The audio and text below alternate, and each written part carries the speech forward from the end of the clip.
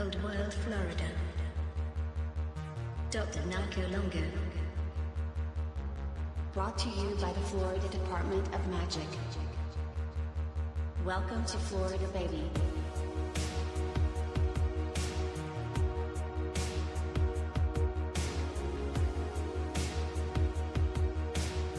Florida is the original Garden of Eden.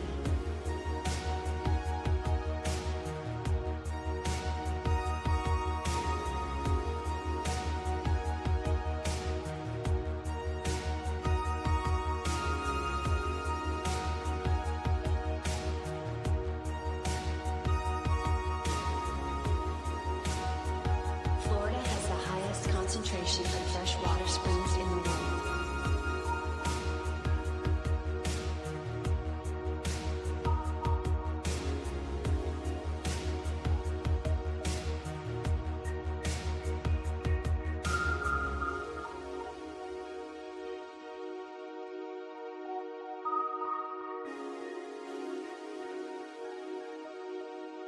Florida oranges are the golden apples of mythology.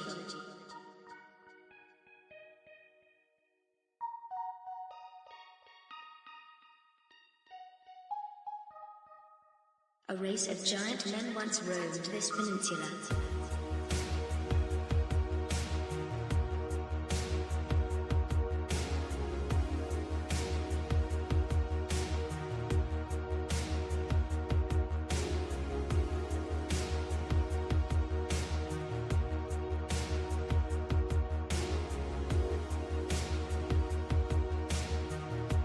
The Smithsonian can suck my balls.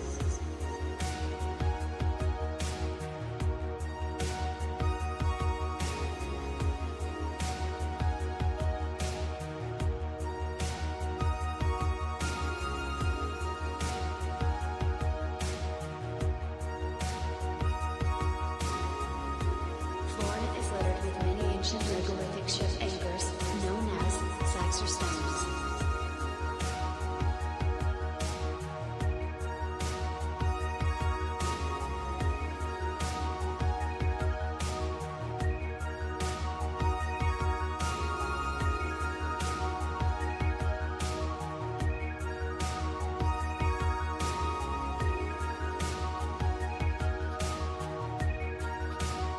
I'm bringing Saxor back.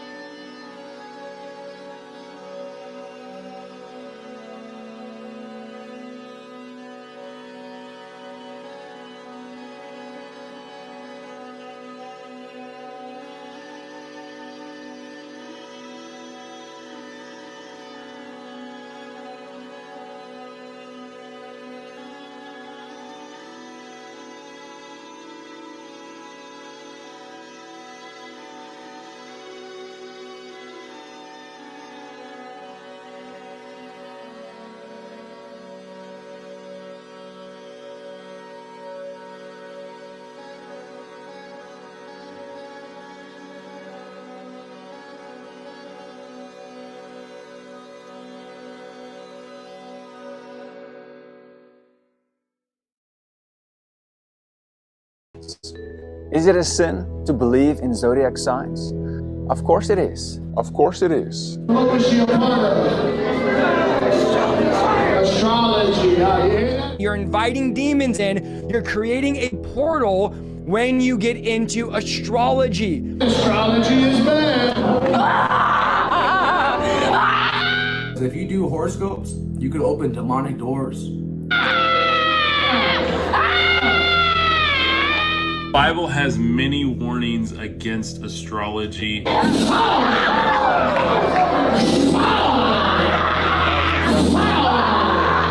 The devil is the author of astrology. She loves Jesus, leave her right now. And best believe it's all BS, guys. Delete the app, delete it, bro. So you heard it right here. Delete your horoscope app off your iPad. Download the Join the Journey app, the Bible.com app.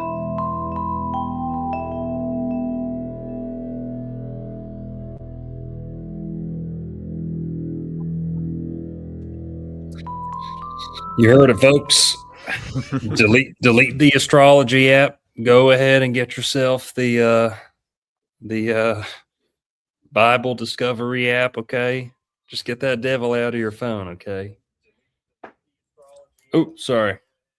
Faux pas.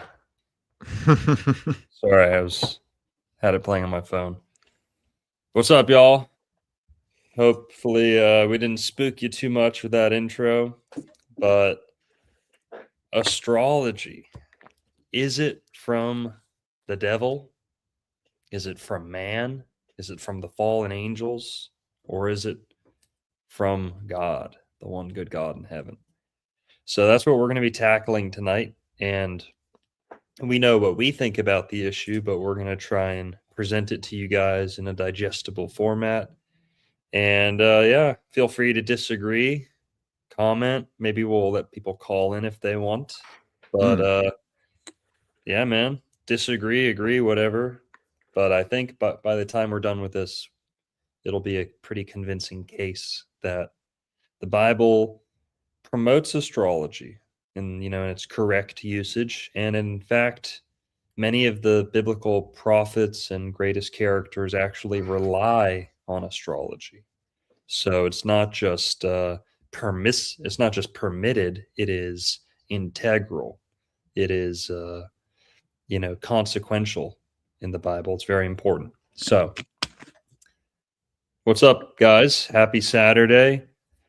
I was recently on the Jake Shields podcast.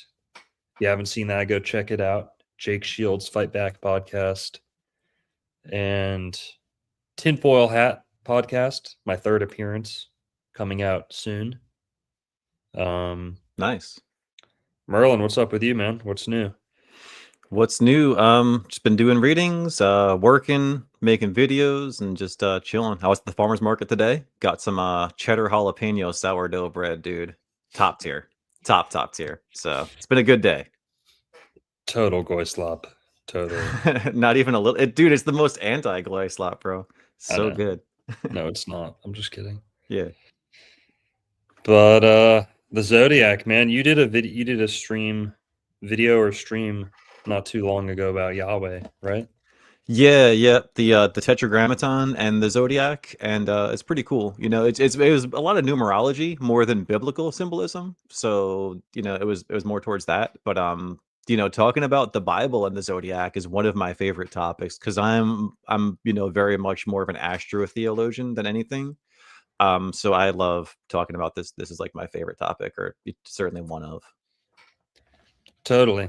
I've definitely talked about it on my channel, but I don't think you and I have done a dedicated astrology in the Bible stream. Is it okay stream,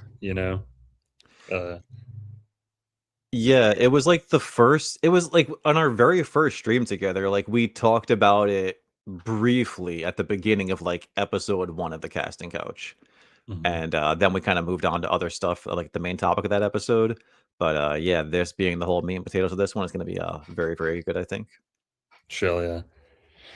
So where's a good place to start? I guess we'll go from the beginning all the way through. But maybe just opening thoughts. What do you? I'm going to get up and spark this actually. So yeah, sure.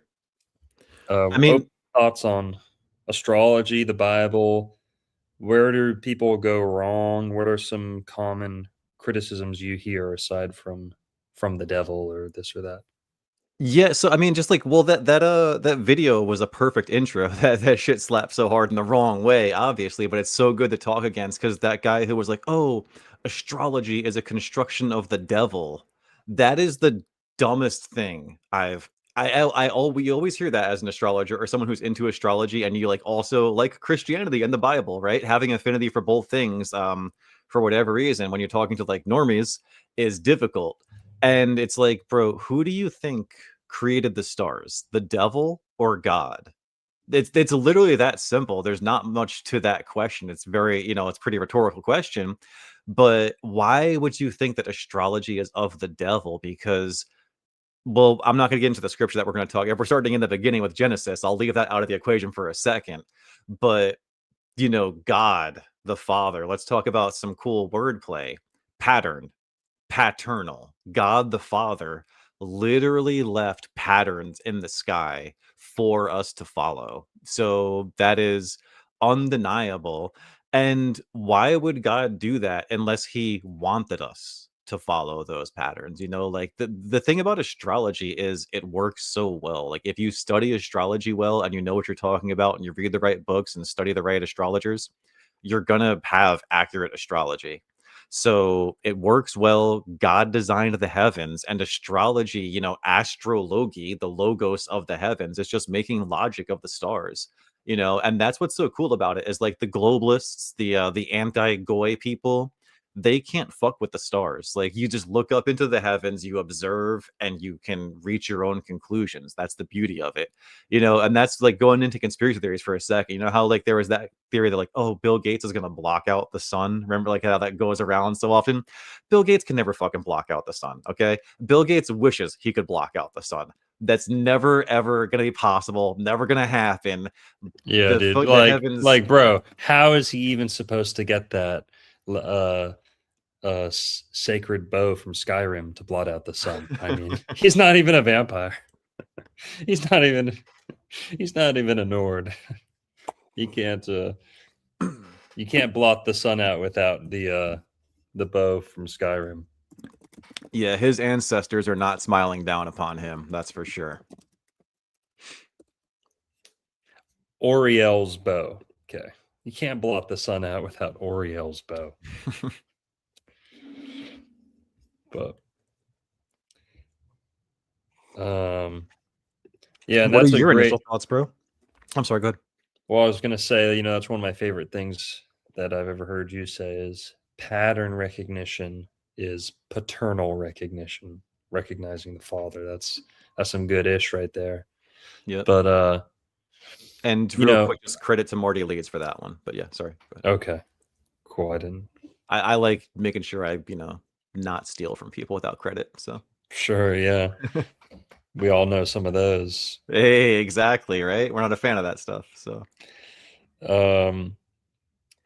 my opening thoughts,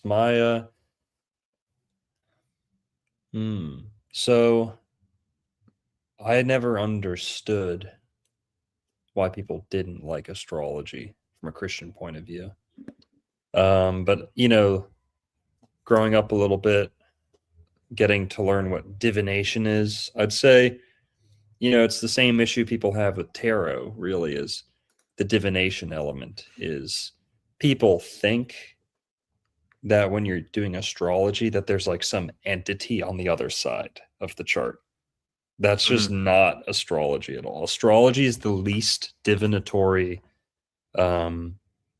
system of forecasting, or you're not asking anything for advice or interference in your affairs. It's purely so yeah, that's a good comment. It's not divination. Astrology is not divination. They may go hand in hand sometimes, okay, because certain types of divination or ceremonial magic, you need to know which time of day or which planet is going to be kind of presiding over your little ritual or your affairs. So astrology comes up and it's a integral part of some systems of magic and divination that are aimed towards like actually bringing some spirit and trapping them into a sigil or a box or something. But that's not what astrology is. It's like astrology is not divination at all.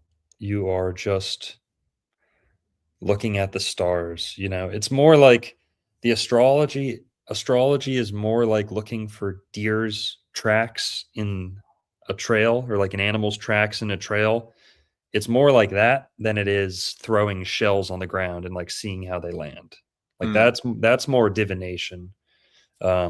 Leaving something up to randomness and seeing what steps through, what presents itself. So divination, the real issue with divination is you're looking for advice from someone other than God. That's the number one issue. Someone other than God. Number two, many people who practice divination have no clue who they're even addressing that telephone call to. A Ouija board, dice, whatever it is. Any system like that where you're leaving it up to random, you can use that as a direct pathway to God. You can let dice or something be a placeholder or a filler for God's will, because randomness is God's will. Mm-hmm. But make sure you're intending on that. Make sure you're addressing that letter to the one good God in heaven. Make sure you are, make sure you know who's on the other side of the phone call. People who use a Ouija board, or they just sit down for whatever they're doing and say, "All right, spirits, come help me. All the spirits in the room." And then they're fucking shocked that they're like possessed, or their life's falling apart, or they like can't sleep. It's like, I know these people. I meet people like this who think they're talking to all these benevolent spirits, and it's really just a bunch of demons just walking out with their vitality, taking it and leaving. But astrology is not that. So astrology is a very clean, surgical system of studying the day you were born. That's really it. You're not establishing any contact with any spirits or anything. So if I may ask, do you think that because I like horary astrology, and some consider that divination, and it is looking to the stars for advice, but like I do you think horary is divination or no? No, it's more. I mean, there's no entity there. You're just using the data to make an informed decision, right? I love that. That's how I feel about it too. And God said, let's go to Genesis real quick. For signs and for seasons, guys. For signs. God put the heavens there for signs. It's like if you say, should we go to the park and play baseball? And then you look outside and it's pouring rain. You're going to say no. Yep. That's the way I see it. Now, the lines can get blurred sometimes. And if anyone's using astrology to think that they're contacting some lesser deity, I reject that. I denounce that. And 100%. Astrology is best used to understand the one good God in heaven. And astrology is like I like to say, the planets in the zodiac, they're like God's fingers. They are how he molds the creation down here. It's like a 3D printer up in the sky. Yes. It's like a 3D printer in a stage with the stage lights. On a black stage in a black theater, so much activity could be happening on that stage and you wouldn't even know it. But the beam, the single spotlight that comes down, literally gives dimension to a black, empty void. And it's only through the light up there being cast down that you can make sense of and see all the depth, to all the characters in the set and the background on stage. So that's how I see astrology. It's like the 3D printer that God uses to print the world. And it's also the stage lights, because all the world is a stage, right? We've heard people say that. So That's such a good point, man. And that's when it comes to astrology too, like you named this podcast the casting couch, right? Because you can cast a role, you can cast when you make or when you draw an astrology chart, you cast the chart, and all of the planets and the luminaries, guys, they cast their rays. They literally shine light upon one another. That's aspects. That's their influence. Is the light that they shine. So it's super important to understand through the concept of light too. And again, what's the first thing God said? Let there be light. Fiat, light, boom, existence, manifestation. Super important biblically. yeah. So can you just chat for a sec? I'm trying to remember my password to this, and I can't remember it. Yeah, sure. Can we go? I mean, can you throw up my screen real quick if that's cool? Totally. Because I'll talk about some etymology real quick because I pulled these up too, just because for signs and for seasons, guys, right? Like Genesis, is it 1:6, something like that? It's Genesis chapter 1, I think, verse 6. God put the heavens there for signs. They shall be for signs and for seasons, right? And just learning like what a sign is, like the etymology, you might think, oh, signs super simple. Sure, it is.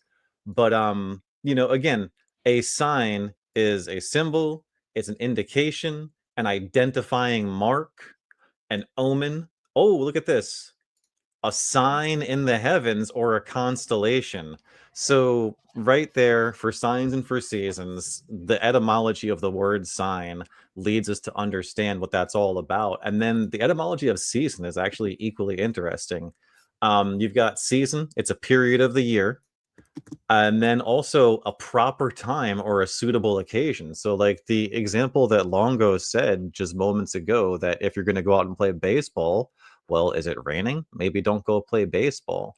But you can consult the heavens for proper times to do things, to find the suitable occasion to do something. There's a reason that wedding season is wedding season the same time every year. It's the right moment and appropriate time. And then also to season is to sow. When you sow the ground, you literally season the ground with seeds. And the planets and luminaries, they season, if we're going to be real with our cosmology here, they literally season the ether. Like Longo said, like the world's a stage, they cast their lights, and every planet has a different seasoning aspect to it, right? Like Saturn has a binding aspect. Mars will put the fire in you. Venus will influence you in some way, creatively, socially, or lovingly, or something, right? Mercury activates the mind, but that is literally the seasoning of our reality, is via these planets, and that's biblical. So White astrologers ain't use no seasoning. is that what you had cooked up over there? Yeah. They don't season the astrology. Yep. Shit. White people ain't seasoned they charts. No, we don't. Yeah, season of the year, sometimes a word for a year. But I really do love thinking about it as like seasoning the food, because Yeah. It's it like works in so the well. it's like in the spring, it's sweet. It's like it's Mm, raining sugar, like yes. in springtime, and then in summertime it's like raining salt. It's like we're literally getting seasoned with a flavor that matches the zodiac. 100%. And winter's bitter, fall's maybe sour, or I don't know, maybe whatever, fall or winter, one of them's bitter and sour or something, but seasoning. Yeah, which Seasons. is I find so many, how Robert Frost has so much poetry about the seasons and things like that. Like so much of his poetry, I think, is astrological. They put go ahead. No, that's it. I was just They put pointing out that. mayonnaise on their charts. Shit, CJ Trickster. That's good. 11 planets and signs and planets.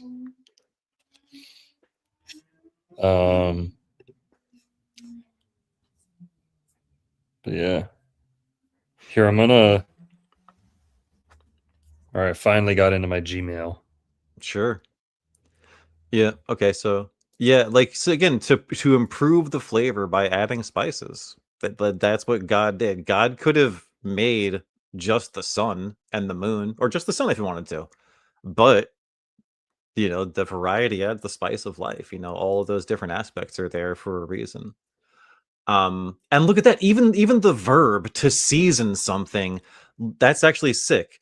It's the right moment or appropriate time. So like when you're making food, you season it at the right moment at the appropriate time. There's so much connection between the verb of seasoning and the noun of season. That's actually sick right there. Dabig.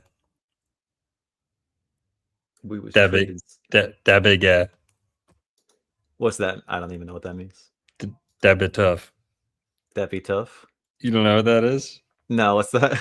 You're such a millennial, such a boomer. It's not even funny.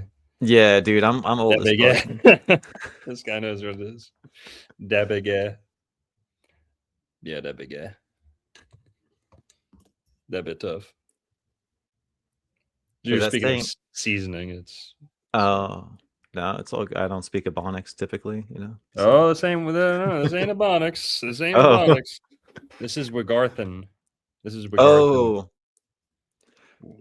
dude, Wigarthan studies are getting big, man. People are getting into that. Your boy Uncle Alfonso is really pioneering Wigarthan studies over there on the gram. You haven't seen Dabig? No, Really? what's that big ass? No, I've never seen that big ass. Dabig. Is he saying like that big ass? Nah. Is that what that means? All right, watch. Okay. You see this? That bit tough.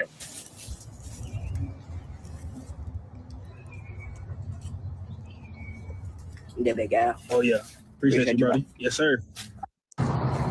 What's he saying? That big guy? That's Wigarthan. Okay. That big guy. Oh yeah. Appreciate you, buddy. Yep. Yes, sir. One more time. That bit tough. That bit tough. Uh-huh.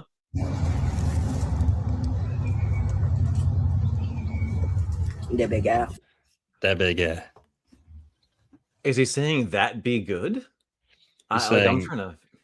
He's saying that shit is gas. That bitch is gas. Gas. Okay. That's the Zoomer vernacular right there. That bitch is gas, is what he's saying. That bitch is gas. Yeah, I've seen a lot of people eating fruit like flavored with Kool-Aid and shit, and people making fun of it, and it's fucking something, man. Like what's happening in some of these neighborhoods is the peak goy slop. Yeah, and people. What's funny is they buy this stuff with EBT from Costco or like somewhere like that, and then they sell it for free, like a home business, or they not sell it for free, but they get it for free and then sell it for that's 100% profit. Yeah, like people sell plates.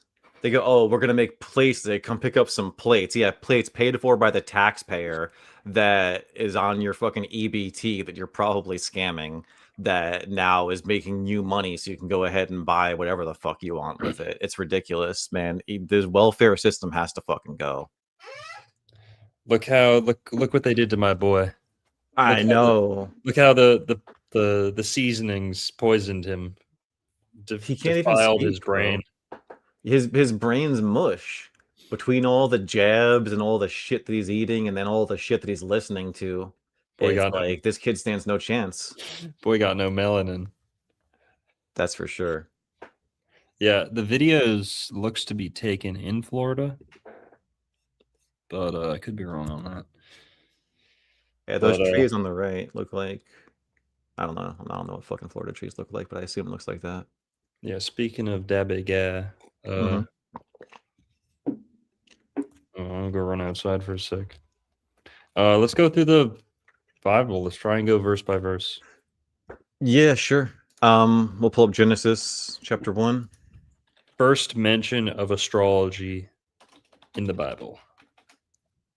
It's in the Spoiler alert. Newsflash. It's in the first chapter. First book, first chapter. Yep, 6th verse. Pretty much. Oh, let's see. For There we real. go. 14. My bad. Genesis 1:14. And God said, "Let there be lights in the firmament of the heaven to divide the day from the night, and let them be for signs and for seasons and for days and for years." And let me just make, okay, it is the KJV. Good. Yeah. So very, very straightforward astrological reference there. There we go. Is that, should I make it smaller like it was before? Like, which one's better for viewing? Is that one better? Probably so they can actually That's see the good. whole thing. Zoom Okay. in a little more and then Well, swipe your zoom in more. it's gonna eventually go to that though, and then they can't see the whole thing because we got Okay. us on the screen next to it. So it's like that's kind of the Yeah. threshold. Yeah, it's okay. It looks good. Yeah. So yeah, No right one's there. no one's fucking looking anyway. Yeah, exactly. Just kidding. Yes, sir. So 114. And let them be for lights in the firmament of heaven to give light upon the earth, and it was so. And now is as good of a time as any to talk about the firmament for a quick moment, because the Churchian anti-astrology Christians probably don't believe in the firmament. So they will Yeah. talk, they'll talk about the Bible. They'll talk about how much they think that the Bible is the unadulterated word of God. And yet when it comes to biblical cosmology, they're not on board. How interesting is that? These people are the quickest to love NASA, worship NASA. They will go ahead and go. Do you want to talk about the moon landings or the rocket launches?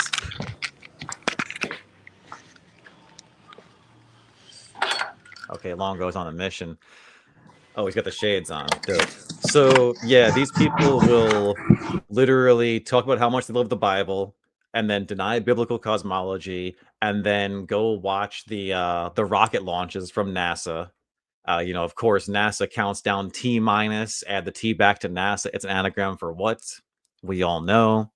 And all of the NASA missions, they name them after Greek gods. You got your Apollo mission, your Artemis mission. So literally false idol gods are what they worship on the television, and they will just trash anybody who believes biblical cosmology. They will trash astrology, claiming that the devil invented astrology or the devil's behind astrology, when obviously God put the lights in the firmament for signs and for seasons. What's your sign? The heavenly bodies are how we tell the week, the month, the day, the year, and that's undeniable. An atheist can't deny that. That's in the first chapter of the Bible, undeniable for a Christian. And so many people just absolutely hate biblical cosmology. It's absolutely ridiculous. God made two great lights, the greater light to rule the day, the lesser light to rule the night. He made the stars also. Look at that. He made the stars also. So astro is star. Astrology, the logic, the study of the stars. Genesis 1, chapter 16, God made the stars. It's that straightforward.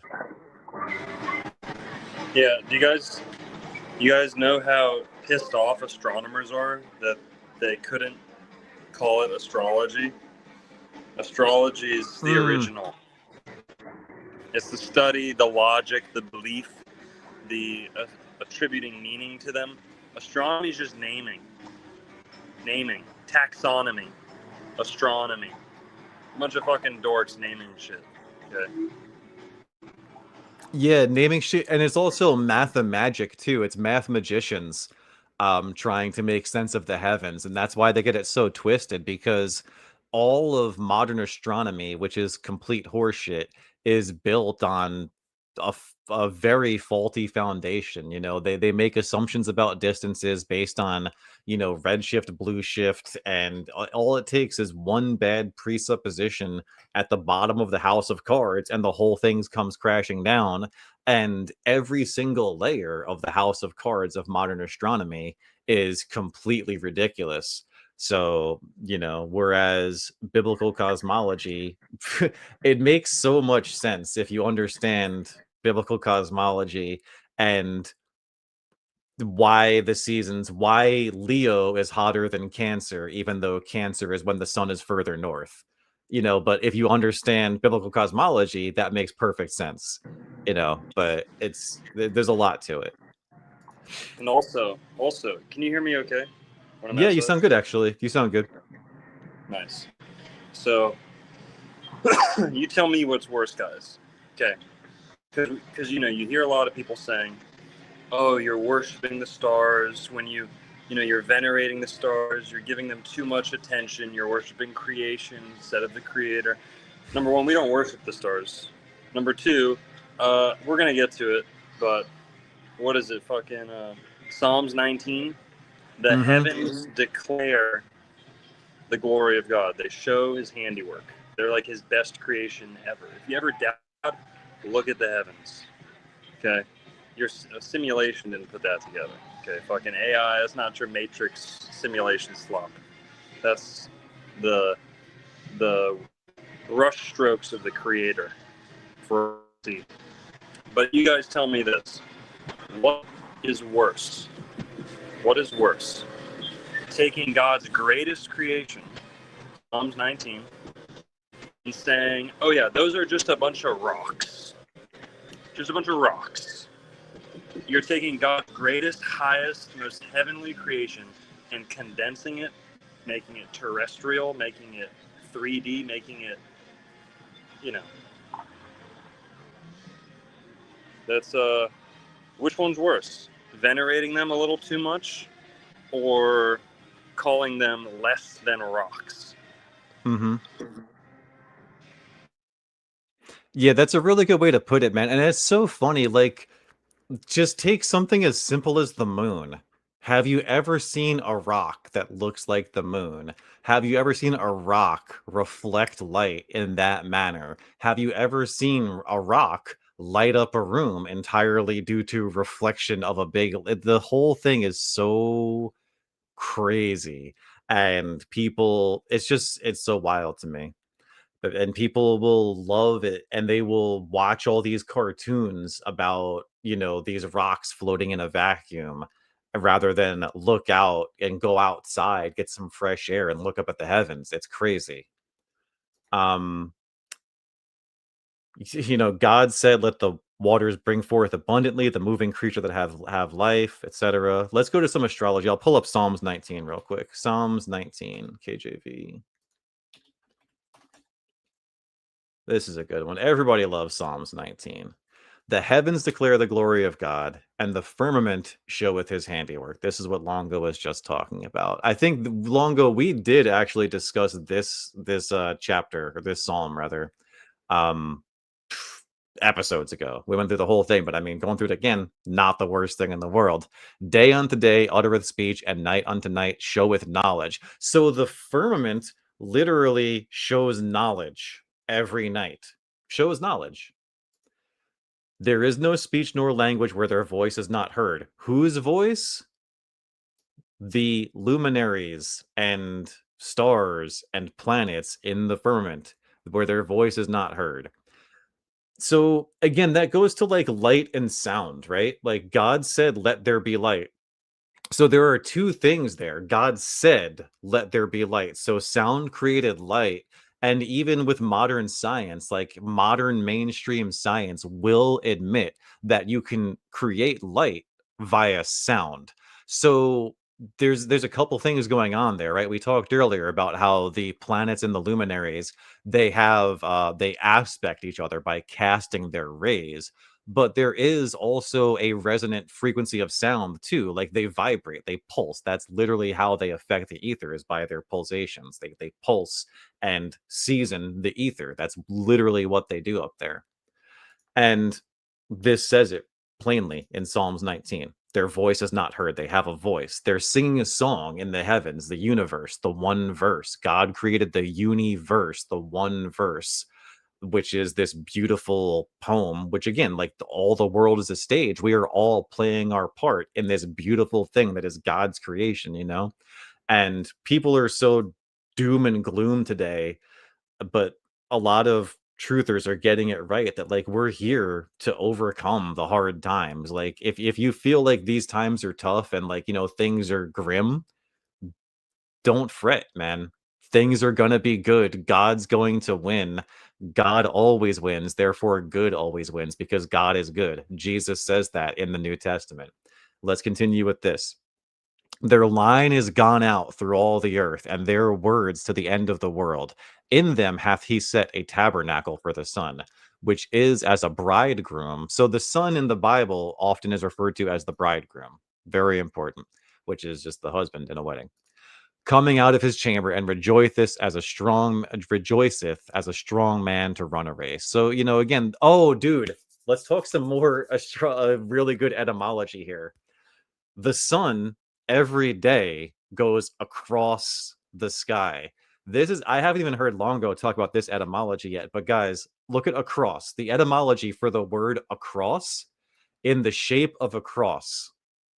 It's so simple, but that is so impactful, I think, because everyone could recognize that the sun goes across the sky, but literally the word across means in the shape of a cross. Very fucking cool etymology there.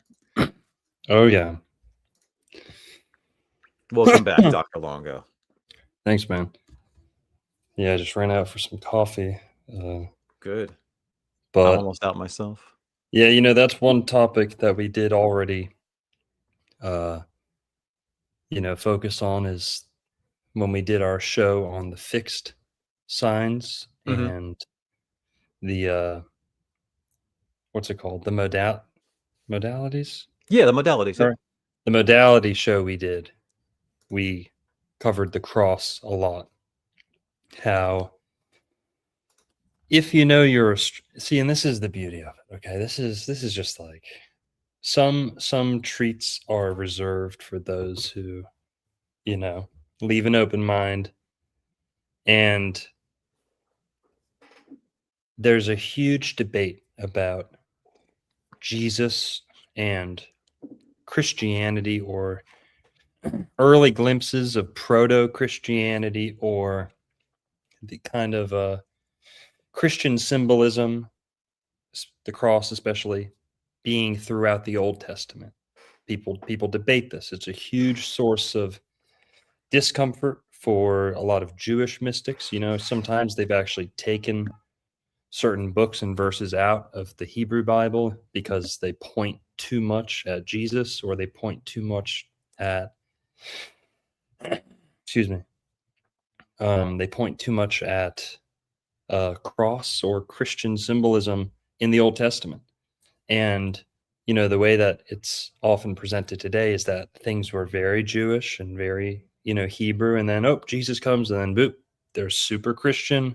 The cross comes out of nowhere. But the truth is, if you know your astrology, if you can pay attention and keep an open mind on both sides, you know, with all the religion and all the astrology, both turn, you know, different people off. Did I just spit out a demon? No. Okay, I just smoked a fat joint and I'm fucking struggling to catch my breath. The doc is chilling right now. There was a great comment somebody made, and I love this. He said the Bible, or she said the Bible was written for us, not to us. And I love that. You know, like it's literally manifested in creation for us to experience, which is, I think, very true. Can you pull up a picture of Kent Hovind, please? Kent Hovind. Sure. No idea who that is. I hope I'm spelling it right. So Kent. Hovind. Yep. Dr. Kent Hovind. I think he's a doctor. I've seen this guy on some clips, I think. Yep. So he does great. He used to do like great presentations talking about like proving Noah's Ark, proving, you know, the biblical literalism, like how it's not outlandish or far-fetched to believe the Bible strictly, you know, literally. And he gave me a home run answer when I asked him about astrology. Okay. He didn't just dog it and say, oh, it's garbage, you know. But basically I said, what do you think of astrology and astrotheology? I forget what I asked him, something like that. It's like, what do you think of all these, you know, undeniable like zodiac elements to the stories and symbolism? And he was like, yeah, astrology, you know, I'm not really into it, not my thing. I don't promote it, I don't condone it at all. But I was like, what are the stars? Or he answered, and he goes, Adam and Eve didn't have a printing press. They didn't have an ink quill. So God wrote them the Bible in the stars ahead of time. So all things that appear like the Bible's just ripping off astrotheology, you know, it's actually the other way around. Okay, astrotheology and all these little stories we tell down here are ripping off the one true story in the sky that was programmed by God, written by God from the very beginning. Okay. And I thought that was a great answer from a literalist who couldn't be, you know, more opposed to astrology from what in a general sense. But that's the answer he gave was, what are the stars? God wrote a perfect gospel and Old Testament and all that in the stars for Adam and Eve, and they could probably make perfect sense of it. So that's what he said. And, you know, I'm not saying like, oh, I believe everything he says, but I thought that was very thoughtful. And yeah, what do you think, Merlin? I like that a lot. Again, just to talk again about Marty Leeds, but Marty Leeds has a great presentation on the astrotheology of Revelation. And like Revelation, is just such a description of the constellations. You know, when you talk about, oh, he talks about what he's seeing, it's literally him looking up at the heavens and talking about what he sees. And I want to talk about this real quick. I want to plug a book. This book is one of the best books I ever read on astrotheology. It's a great book called The Celestial Code of Scripture by John McHugh. It's fantastic. It cross-references a lot of different theologies and relates them to the heavenly, you know, constellations, which is excellent. But yeah, dude, as far as the Bible being written in the stars, completely, you know, that's why it's so undeniably true, I think, you know, that it's just like the heavens make too much sense when you truly study them. I think like there's no greater proof of the creator than by studying the heavens. Like, sure, you could look at a flower and you could see God. You can look at a beautiful woman and see, wow, God created something for me. But looking at the heavens and how perfect they are is like, it's next level when you I really get it, I think. And not to say that I get it more than anybody else, but I'm doing my best to get it. And the more that I study the heavens, the greater appreciation I have for the creator, for God, the one benevolent God. 100%. All right, let's go back to what were we looking at before? Psalms? We had Psalms up, but you said, I just pulled it up because I was like, I wasn't sure where you wanted to go after Genesis, but no, yeah, let's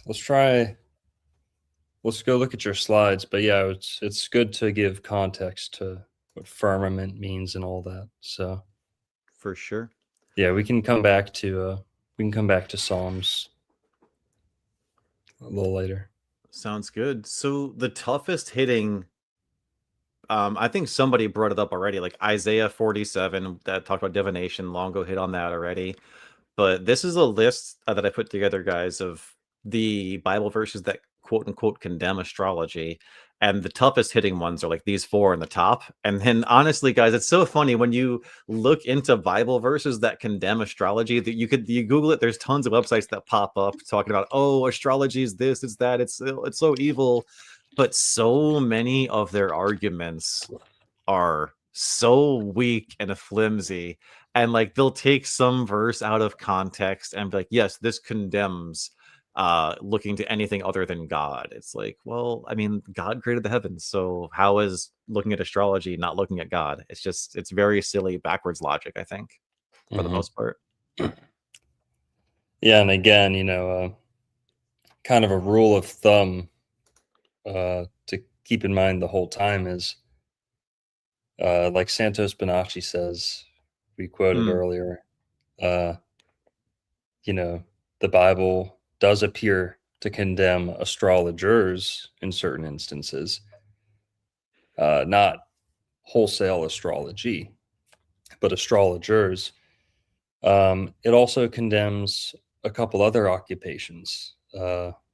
So, like tax collectors, of course, but, there are warnings against like doctors, lawyers, and all types of occupations. So the real, what it's really trying to get at is the Bible warns against charlatans. The Bible warns against, manipulating your specialized skill, for your own profit or to mislead the people. And yeah, it's I think honestly not like being honest and not being selfish and being generous towards your fellow man are some of the best lessons, I think, of the New Testament. And if you practice any one of those things, like you just said, like if you're a doctor who's, going to condemn, homeopathy and will rather push you a pill because he gets paid more money, yeah, watch out for that guy. If you're going to be a preacher who's going to go on a trip to Israel and get bought and paid for by a certain group of people to push his flock in a certain way, yeah, watch out for that guy. But if you have honest and sincere reverence for God and do any of those things, then I'd say you're in the clear. I think that's the big distinction there, is the honesty. So that's a really good point you brought up. well, yeah. All right, we can go by these. Sure. These verses, verse by verse. Sure. I'll pull up Deuteronomy 18 real quick. Deuteronomy 18. Let's get the KJV. All right. So it's 10. So Deuteronomy 18. There shall not be found among you any one that maketh his son or daughter to pass through the fire, or that useth divination, or an observer of times, or an enchanter, or a witch, or a charmer, or a consulter with familiar spirits, or a wizard, or a necromancer. For all that do these things are an abomination unto the Lord. And because of these abominations, the Lord thy God doth drive them out from before thee. Thoughts on that, Dr. Longo? Yeah. So I guess it's really just what observer of times is what people think, is an astrologer. Well, hey. Also interesting, there were some pretty heavy, some serious punishments put out on smoking weed too, like the Lord's holy incense. I talk about sometimes how cannabis was probably an incense, and only the priests were allowed to smoke that. And somewhere in Exodus or somewhere around here it says, if anyone who's not a priest smokes some of the Lord's incense, like kill them, on the spot. But so they definitely dealt out some strict punishments. But observer of times, let's look at the Hebrew. You have any insights on what observer of times specifically means? No, I do think that it's someone who would, take a look at the lunar cycles and the celestial cycles. So I think that definitely is a nod toward astrology. But I think if we take a look at the broader chapter here, uh it's talking about the priests, the Levites, and all the tribe of Levi shall have no part nor inheritance with Israel. They shall eat the offerings of the Lord made by fire in his inheritance. Therefore, they shall have no inheritance. So, like you mentioned earlier, it condemns certain astrologers. This is talking about a certain group of people, to my knowledge. This is not talking about Yeah. everybody, Well, and also, what jumps out to me is it's really talking about telling the future. Okay.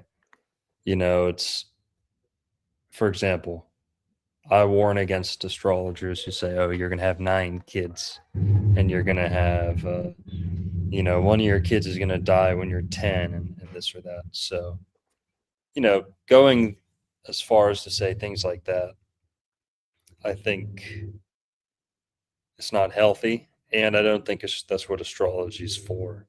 So people who use it like palm reading, I don't like that, to map out someone's life kind of against their will, or but yeah, it's really just placing too much faith in an astrologer instead of God, prayer, yourself, and being too focused on the future, or saying, oh, please tell me, am I going to be rich? Please tell me, am I going to be poor?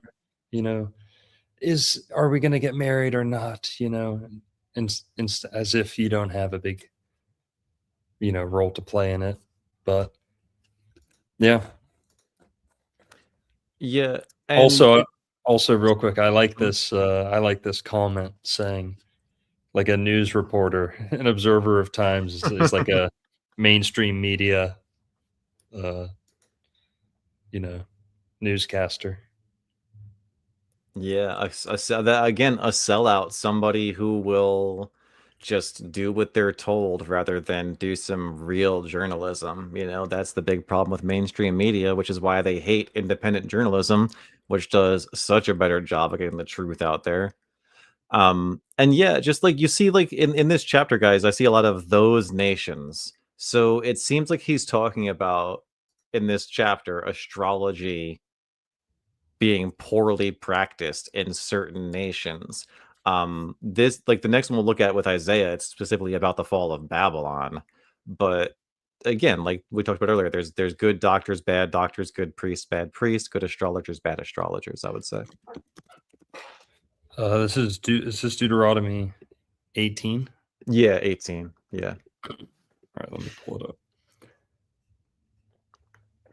And this is, like, out of all of the Bible, this is the singular greatest condemnation of astrology. After this, they only get weaker. So we're starting with the toughest, most uphill battle with this chapter and these verses specifically. Yeah, and also this is also, remember, they're kind of talking about who's going to have the rights to the Holy Land, or who's going to be doing what role. And part of this is talking about how much the previous inhabitants of this land were doing all these things, sacrificing their kids. That's what pass through the fire means. Using all types of divination, reading shells and teeth and organs on the ground and all that.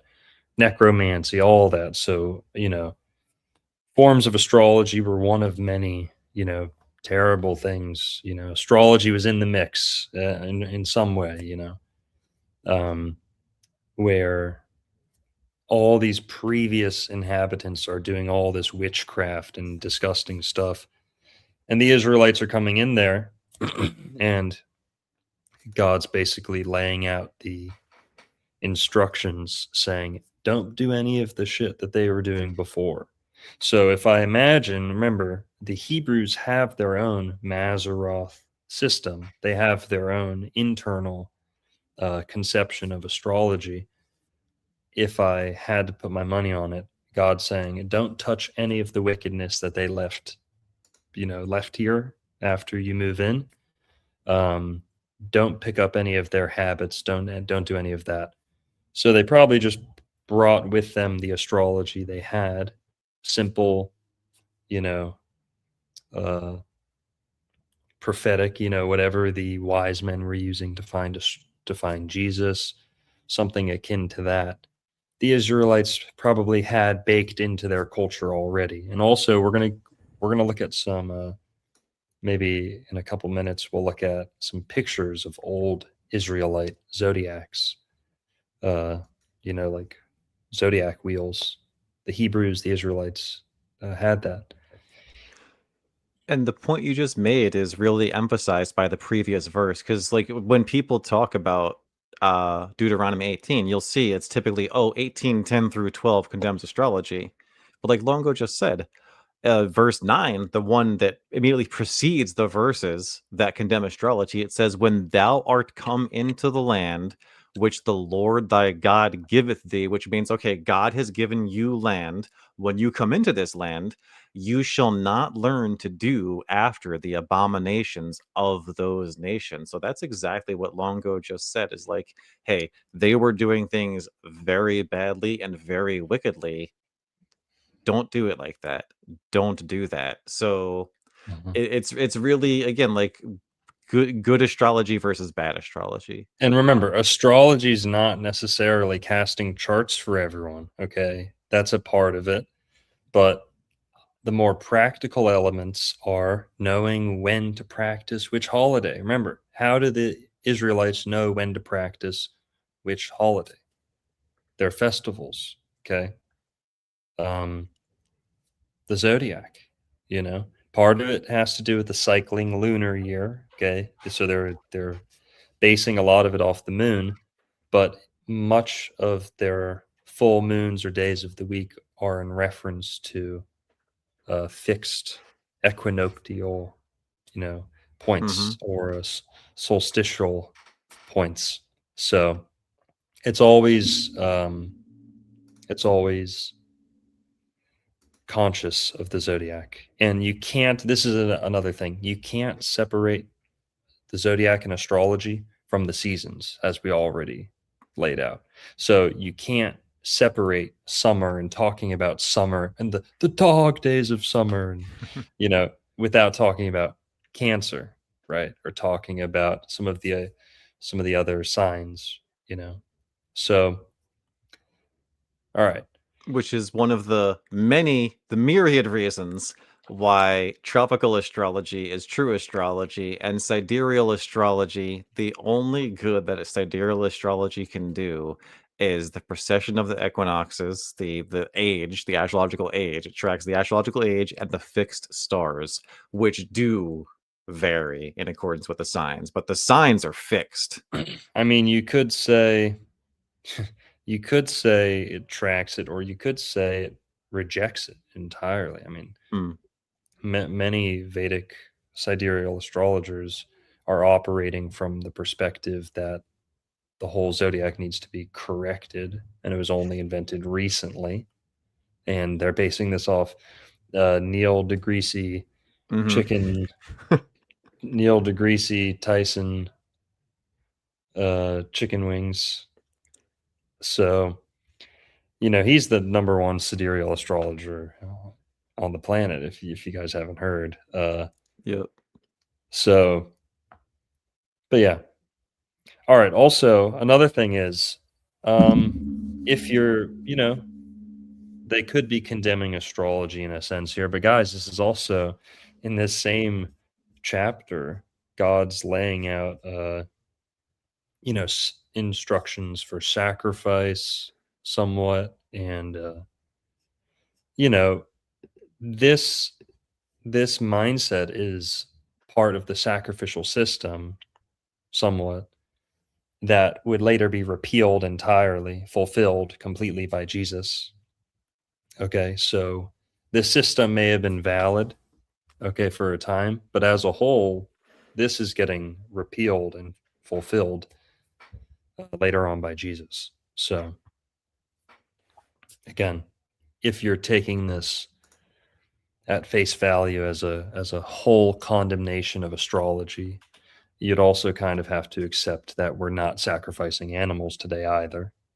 So these expectations are more or less lowered by the time we get to us. So whatever. Witchcraft is always bad, but astrology, you know, takes some strays here and there every once. Sure does.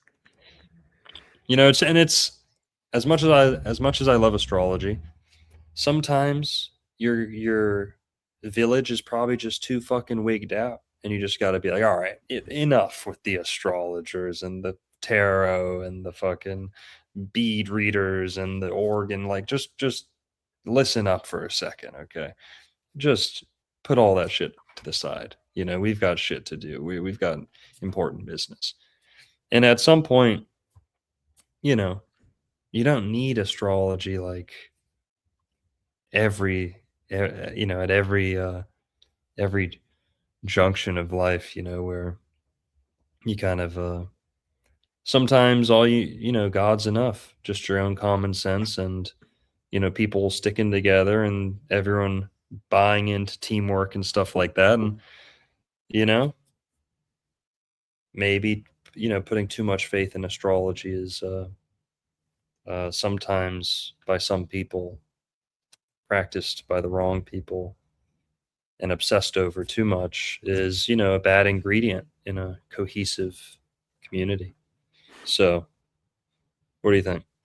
Agreed completely, man. You know, like I love astrology. It's my life's passion, but I pray to God more than I practice astrology, and it's not even close. You know, like I try and rely on God for I rely on God for everything. You know, and then another thing too is like this is one of my favorite astrologer, William Lilly, has his most famous book, Christian Astrology, and him and all of the great astrologers always say before embarking on any astrological endeavor, the first thing you must do is pray to God the Creator for the ability to even do this.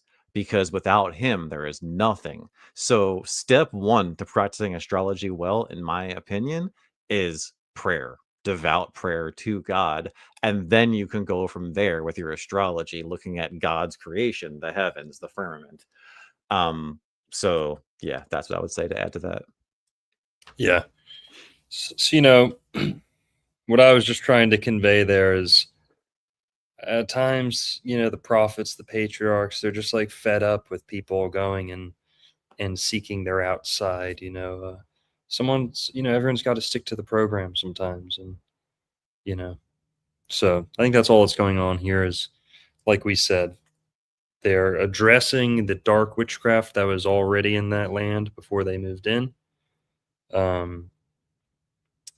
You know, they may be lumping some astrological influence, like, you know, just using the moon by itself is not necessarily actual astrology. You know, people look at the moon and read into it all these weird ways, and they're not informed on the constellations whatsoever. You know, right, Merlin? Like, there's lots of moon worshippers and moon fanatics who are not at all informed about the stars or anything. So 100%. Yeah, and moon fanatics talk about the freaking moon calendar, man. People go nuts over the moon calendars.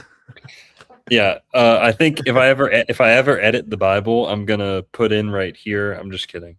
I'm gonna put in right here instead of observer of times. I'm gonna put in observer of 13 signs. Observer of 13th sign psyop. Should we do a stream just talking about how Ophiuchus is not the 13th sign? Like, is that necessary? It doesn't take much to debunk it, really. It's probably not a stream worth, but it's so ridiculous. I'd rather Ophiuchus myself in the but All right, here, let's move on. This next one is this is Isaiah chapter 47 verses 13 through 14. So we've got, thou art wearied in the multitude of thy counsels. Let now the astrologers, the stargazers, the monthly prognosticators stand up and save thee from these things that shall come upon thee. Behold, they shall be as stubble, the fire shall burn them. They shall not deliver themselves from the power of the flame. There shall not be a coal to warm at, nor fire to sit before it. Yeah. See, now I have no issue with this at all. It's like God, or who's speaking here? Someone, it's either God or someone speaking for God, saying basically, yeah, see if your astrologers can do what I do. Yeah, go place 100% of your faith in your astrologer, and see how far they get you. I don't have any problem with this. It's demonstrating the exact problem that a lot of people have with astrology, is getting too obsessed with it, or my Neptune's transiting my sun today at 4 p.m. and so now I'm gonna, it's like, Chiron just entered my fourth house, and it's like I can't. There's people like this who are so wigged out and freaked out by, this year's gonna fuck me up. I've got Pluto doing this, Neptune doing this. Boy, I gotta buckle down, and I'm just gonna. No, what the fuck are you talking about? Okay, here's some speed bumps that might come up, and here's a weak spot, and should I invest this year? Yes or no? Things like that. But you don't need to check with your astrologer to go outside, or check with God first if you're going to be leading a whole group of people. That's what's going on here, is yeah. In this chapter specifically, Isaiah 47, this is about the fall of Babylon. They were up to some pretty bad things in Babylon, though. Mm-hmm. So he's saying that the whole city is condemned for their wicked actions.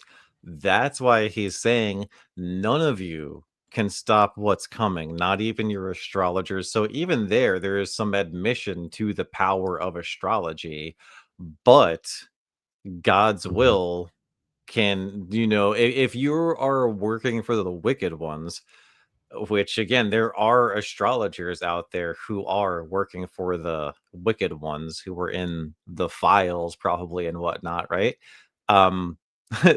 They're condemning themselves by their actions, and that's what this is all about. I think is those wicked practitioners are not going to escape God's judgment. Not my judgment, but God's judgment. Yeah, I mean, we all know there's astrology fanatics who've never opened up the Bible, who've never prayed out loud to a benevolent creator, who scoff at the idea. There are atheistic astrologers who deny the Holy Spirit, who think we are in a spinning fire ball and rock, solar system terrarium science experiment, big gay gangbang. Okay, there's astrologers, professional astrologers, who believe in NASA's live footage, and they're charlatans. They're fools. So I think, again, kind of like the smoking weed thing, is back then it was important who you trusted with stuff like that. It was important, you probably had some qualifications that you were an Israelite priest or this or that before you were allowed to give your opinion on astrological matters. Meanwhile, this is clearly condemning countryside, street corner astrologers who are scamming people, or pulling people away from God's commandments or his plans. So again, I think this is pretty straightforward, not a condemnation of astrology. It's condemning. It's basically like an open challenge or mockery, or God's flexing on all these local divination astrologers. Exactly. And also, if we could go back to Genesis for a sec. Absolutely. I think I have it pulled up still. Yep. There's an important point to make, where when Adam and Eve are kicked out of the Garden of Eden, so was that Genesis 3 or 4? When God puts a cherubim. Let's talk about cherubim for a sec, since that's right up at the beginning too.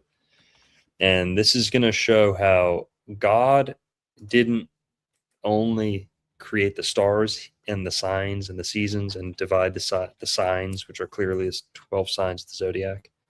He also, the animal associations are already there. Okay. People always ask, like when I talk about the Garden of Eden being in Florida, people say, well, show me the angel with the flaming sword. Guys, it's not an angel. It's not one angel. It's cherubims, double plural. Plural. So cherubim is plural, and it's got an S on the end. So some people say, oh, well, a cherubim is one angel with 4 heads. Well, this is cherubims. So when Adam and Eve are kicked out of the Garden of Eden, God doesn't place an angel like a humanoid with wings and a sword, holding it like a baseball bat, wound up, ready to kill, hack anyone's head off who comes back to the Garden of Eden. Well, actually, it says to defend the way of the tree of life. So that's another one that people miss. People think we're not allowed back in the Garden of Eden. Well, according to the King James Bible, it's the way of the tree of life that is being guarded. It's not, we're not necessarily completely banished from the Garden of Eden. We were removed from the Garden of Eden, but the angel isn't defending that, gonna hack someone's head off if they try and come back. We really got to kind of open our minds, open our imagination a little bit here. What is cherubim? That's the first question to ask. People in the chat, comments, let's see. What does cherubim mean? You don't look it up, just give us what you already know. Cherubims, because you already know most of your pastors call that angel when they're reading out of their fucking wicked New Age Bibles. Cherubims. Okay, when the King James leaves something in Hebrew, it does it on purpose. Okay, they're not going to come up with a word to try and capture what they can't in English. Cherubim is the 4 fixed signs of the zodiac.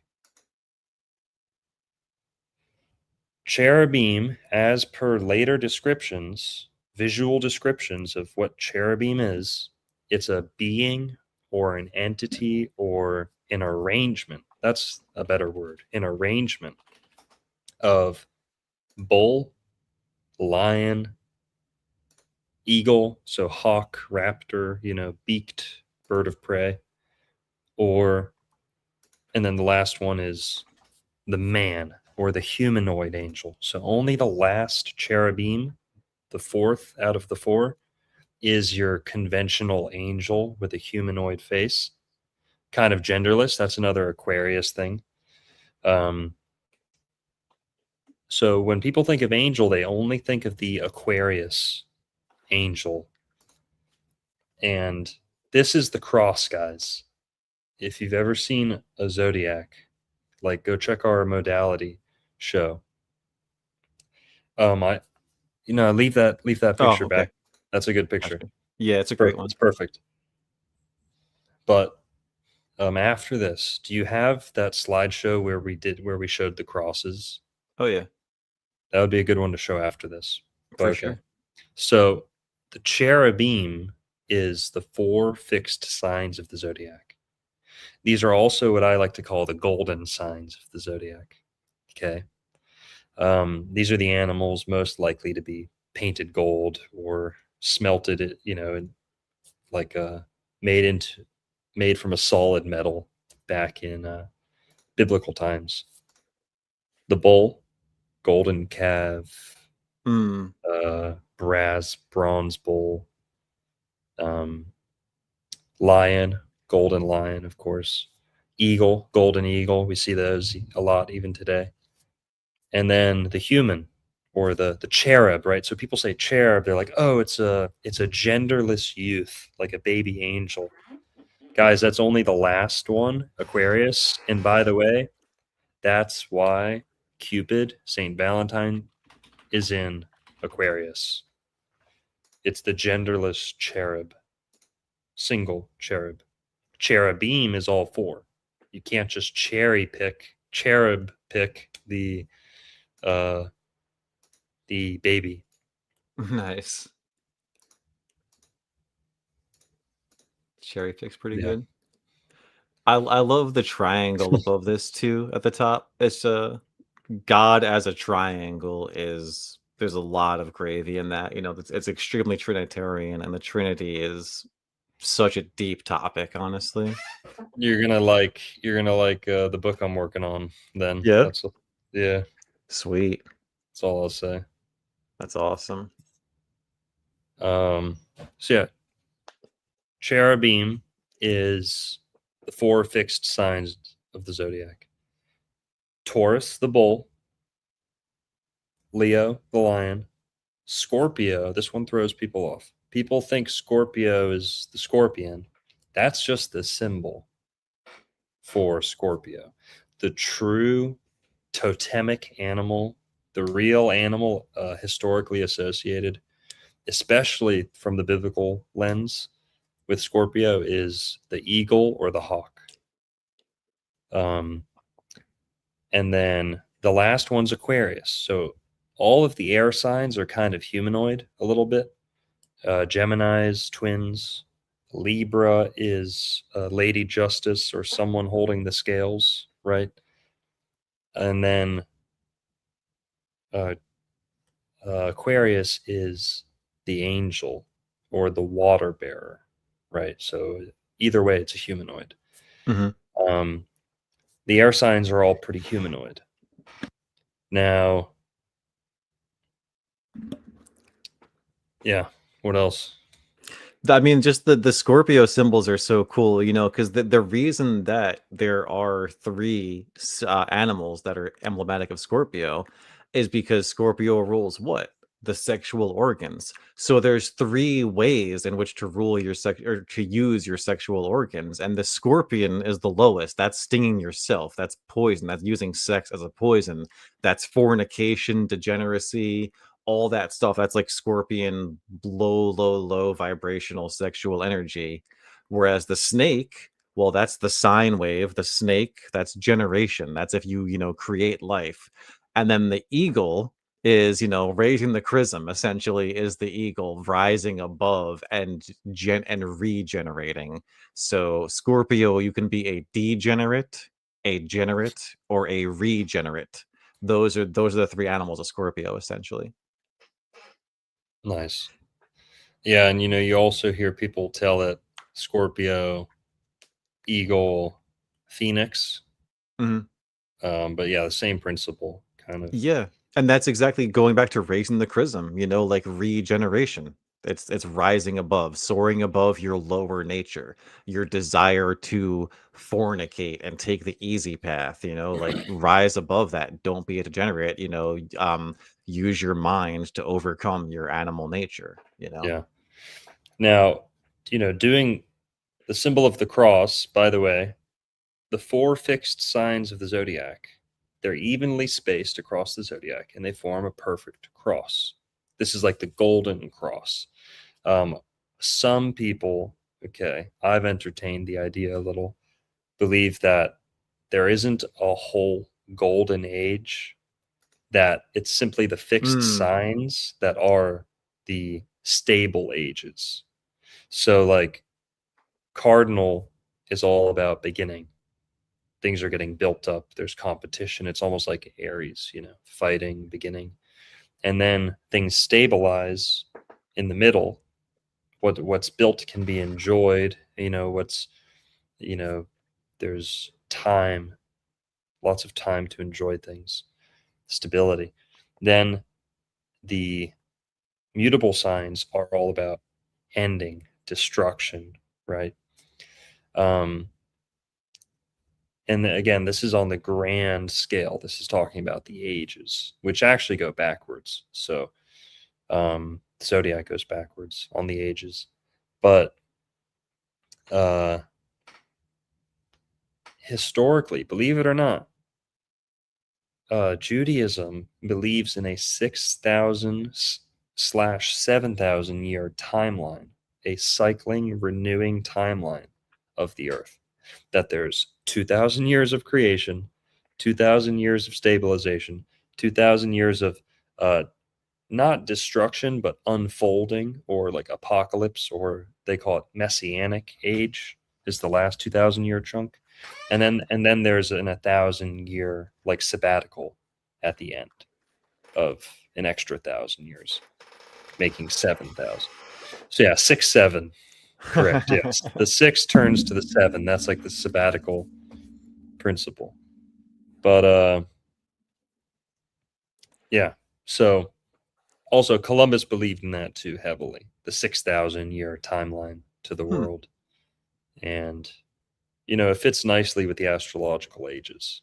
So you mentioned that Columbus thought that like a lot of what he was doing was ordained by God, right? Didn't he think that God put him here essentially to do what he did? yes, he believed he was the new Moses. Yeah, that's it. Interesting. Totally. And all right. So cherubim, 4 fixed signs of the zodiac. This is the cross. This is the earliest mention of the cross in the Bible, and it only makes sense if you know your astrology. Okay? Because the sword is a cross of sorts, and also the cherubim is a cross. So it's a stretch to say the sword is like a cross, a flaming sword. That's like the sun, the flaming lights in the sky, making their angles, their angels, turning, constantly spinning like that sword. That spinning, flaming sword is like the 4 fixed signs of the zodiac, constantly revolving through the sky. Don't believe me? Go step into an Orthodox, or, you know, other churches do it too, but Greek Orthodox especially. If you go into an Orthodox church and look up in the main, what's the word for the main space in a church? Whatever. You look up, and there is, in the 4 cardinal points, or the 4 cardinal directions. So don't confuse cardinal directions with cardinal signs. They put the fixed signs on the cardinal directions. In Orthodox churches, you'll see for the 4 Gospels, usually, you'll see Matthew, bull, Mark, lion, Luke, eagle, and then John, Aquarius, human the angel. Baptist, the water bearer. Baptist water bearer. Yeah. Well, it's a different John, but still, yeah, same principle. Oh yeah, my bad. Yeah. That's John. Yeah. But all right. So Matthew, Mark, Luke, John. Yeah. Taurus, Leo, Scorpio, Aquarius. So go look in an Orthodox church next time you're in one, and ask the pastor, ask the father, when you're done kissing his ring, when you're done smooching on his ring, ask him, Papa, Father, why is Papa's a Catholic thing? Why are the 4 fixed signs of the zodiac up on the church walls? maybe they'll have a good answer for you. But all right, so yeah, cherubim, guys. I bet many people have never given much thought to what is cherubim. What's the flaming sword? Could it be the first mention of the cross in the zodiac? And a clear description of the zodiac too. All right, let's go back to the list. Back to the list. Or actually, let's show people the cross. Oh, you have sure. that? You Let have me that pull it up. slideshow? Yes. Yeah, this is it right here. So, boom. So these are the modalities. Let me pull it up over there. So yeah, right. You got your cardinal signs, your fixed signs. That's what Longo was just talking about. So right here, if you connect these, well, that's a cross. Yep. So all of the different modalities are a cross. Then that's your mutable cross, and then that's what it all looks like together. So the zodiac always goes cardinal fixed mutable, over and over. Yeah, And, go back sure. to the fixed cross. Sure thing. Yeah, guys, that's the cross. That's the original cross in the Bible. People say, "Oh, astrology's just or the Bible's just astrotheology." They took that from the Babylonians. They took that from the Sumerians. They took that from the this or that. Shut up. Okay. It was all a divine plan from the beginning. The cross was programmed into the Old Testament from day one, okay, or at least day one of being kicked out of the Garden of Eden. You know, the cross, the flaming sword, which may or may not be a actual cross, was, maybe the ticket back in. It's like the golden age. It's like the fixed signs, All right. Yep. So now people have a way to visualize it. Let's go back to the verses. Let's try and move along. Sure thing. So the next a tough challenge on astrology is going to be Daniel. Debbie Gas. Daniel 2:27-28. Let's check it out on the KJV. Daniel 2 KJV. And let's go to 27:28 and let's see what this says. So Daniel answered in the presence of the king and said, "The secret which the king hath demanded cannot the wise men, the astrologers, the magicians, the soothsayers show unto the king. But there is a God in heaven that revealeth secrets, and maketh known to the king Nebuchadnezzar what shall be in the later days. Thy dream and the visions of thy head upon thy bed are these." So that is another one where they will say, "Oh, don't look to astrology, look to God instead." Yeah. Well, Daniel was a dream interpreter. So, he was gifted at that. And today, how many Bible or pastors or preachers are going to turn around and condemn, dream interpretation, right? Like if Very true. But again, I don't really have an issue with this. It's God, basically, God or a prophet of God saying, "Yeah, your astrologers ain't shit compared to me. We've got the real stuff over here." So, yep. And I read it as like a specific thing too, right? The secret which the king hath demanded. So it's like a specific thing cannot be granted by this art.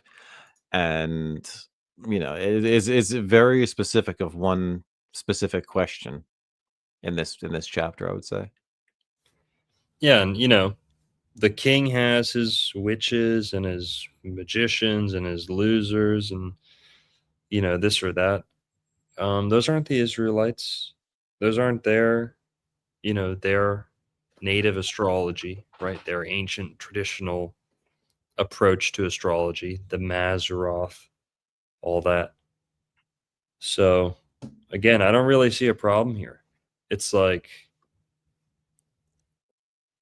Daniel had belief in God. None of these losers did. Yep. So yeah, and like guys, you can see how already, right, these condemnations of astrology, like the first one, maybe the first two were like, okay, there's something to think about there. That you gotta really look at it and be careful. But compare that to, right, like if we take a look at that first one we looked at earlier, which was Deuteronomy 18, 10 to 2 or 10 to 12, right? Versus Genesis chapter 1 verse 14, where it says God put the stars there for signs and for seasons, right? So like you compare the two and you really have to reach the conclusion, in my opinion, that like astrology and looking at the stars is perfectly fine. Like it really is subjective in these condemnations of astrology. You want to look at Jeremiah 10 now? Sure. All right. We are not on the screen, by the way. I don't know if you saw that. Okay. Yeah, I'll put us back. Not that it matters, Don't go see my ugly mug. Chapter 10, 2. So like look at this. Like this is like if you Google condemnations of astrology in the Bible, this is like number freaking 4. 10:2. Thus saith the Lord, learn not the ways of the heathen, and be not dismayed at the signs of heaven, for the heathen are dismayed at them. Longo literally was just talking about this, how you can't let astrology be a source of doom. You can't go, oh no, this planet is transiting this or entering this house or this, that, or the other.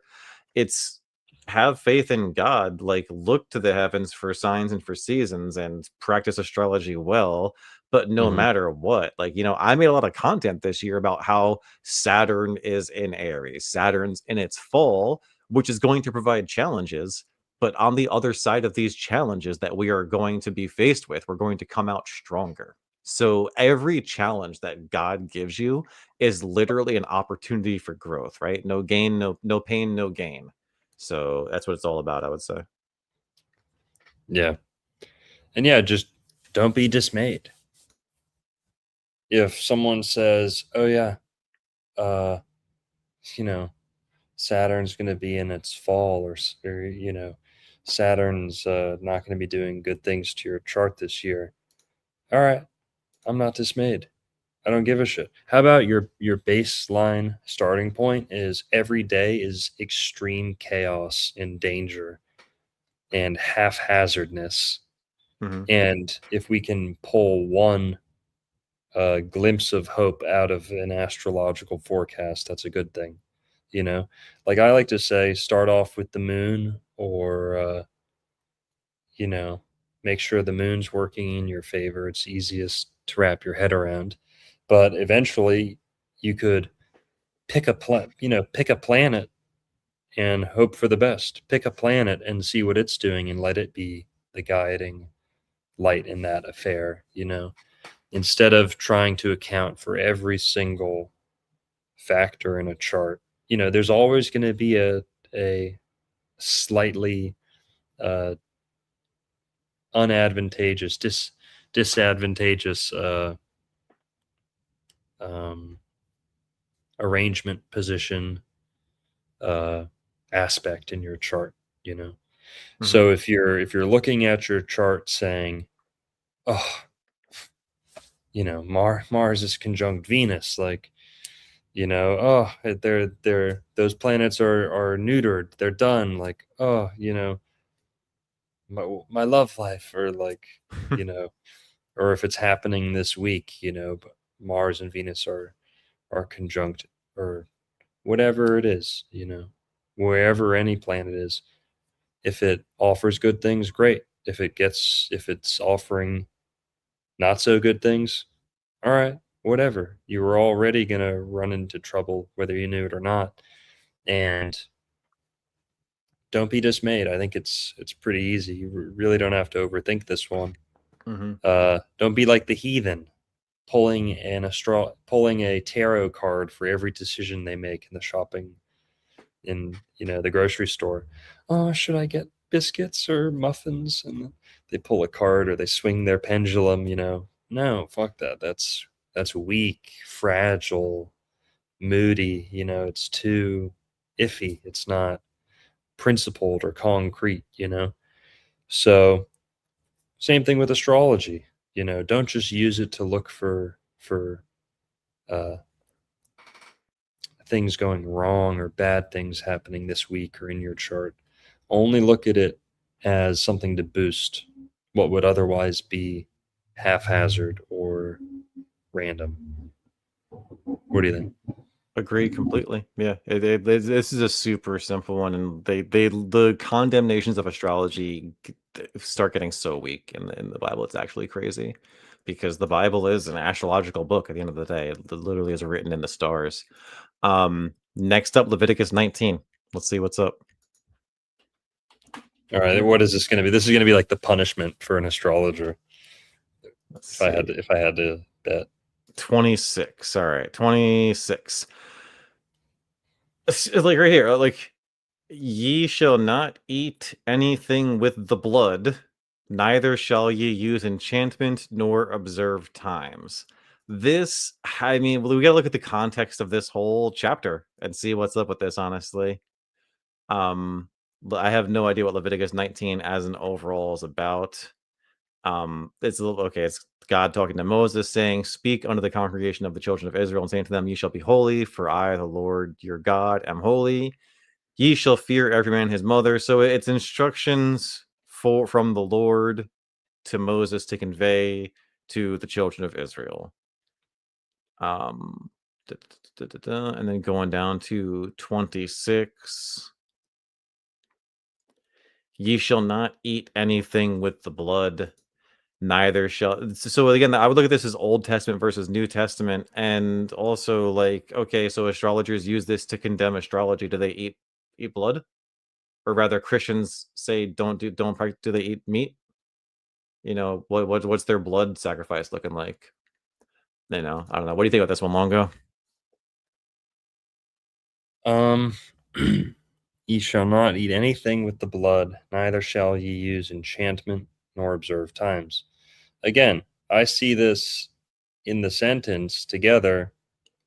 Enchantment, you often need to use astrology to know when to do something, or what association there is between an herb or a time of year or a disease, that you're trying to treat, or whatever enchanting might be going on.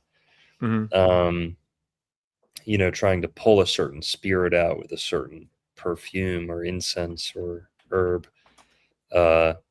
Astrology might play a part in that.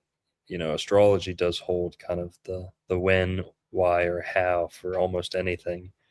And like we said earlier, magicians and witches often will steal from astrology in order to know when's the right time to do something, or when's the most potent time to do something.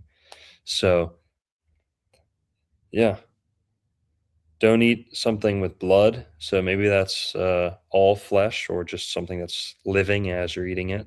Like, you ever seen these videos of people in Asia like eating seafood as it's like jumping around, like frogs and Yes, dude. shit like that.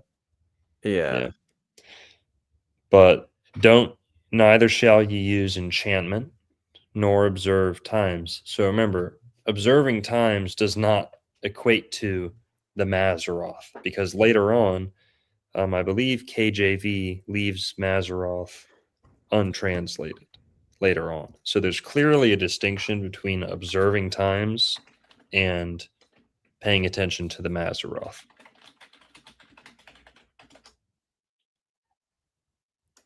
So observed times is probably just some maybe something that wasn't the Sabbath, like some weekly ritual, some monthly ritual, some equinox ritual. Again, the Bible is pretty tasteful and subtle about when to do rituals. You don't just do them flat out on the equinox day. That's like the heathens. That's what the heathens often would do. That's what the idiots would do. They would just say, all right, it's the spring equinox today. Let's throw the biggest party there is. That's not how they did it in the Bible. The Bible would either choose a day of the week based off the sacred 364-day calendar, not a lunar calendar, okay, but the Enochian calendar. They'd either choose one day out of the 7-day week, or they'd choose a full moon or a day of the week relative to the full moon, relative to the equinox or the solstice. Yep. So you're not just doing it on the obvious day, right? You're doing it on, full moon's going to help the festivities, the party. People are going to want to go out. You're getting more factors working in your favor instead of just kind of, for lack of a better word, ejaculating on the equinox. Like, all right, this is the obvious time to celebrate, and let's throw the biggest party we can. There's something kind of more tasteful and subtle about doing it. You're aware of the equinox, but you don't just burst because the equinox happened. You take the equinox into account, you take the moon into account, and you take the day of the week into account. That's the more Israelite way. Just glorifying the obvious equinox, I think, was played out, or maybe monopolized, or it was just too much of a thing with paganism, probably. Yeah, the fact that every Christian tradition, like you said, observes times to celebrate and honor God, it, something about this is not a condemnation of astrology. It's again, like you said, the enchantment, and what's interesting here, like just looking at the grammar, ye shall not eat anything with the blood, colon. So it's like, okay, they used a colon there, not a semicolon, not a period, not a comma. Neither shall you use enchantment nor observe times.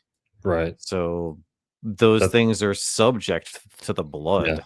Yeah. They're like locked together through the colon. It's part 2 and 3 of part 1. The sentence is, it's not a random associate. It's not a random sequence of ideas. It's don't eat things with blood in them, because that's kind of voodoo-y, and enchantment is kind of voodoo-y, and doing it at a certain time is probably a big part of that.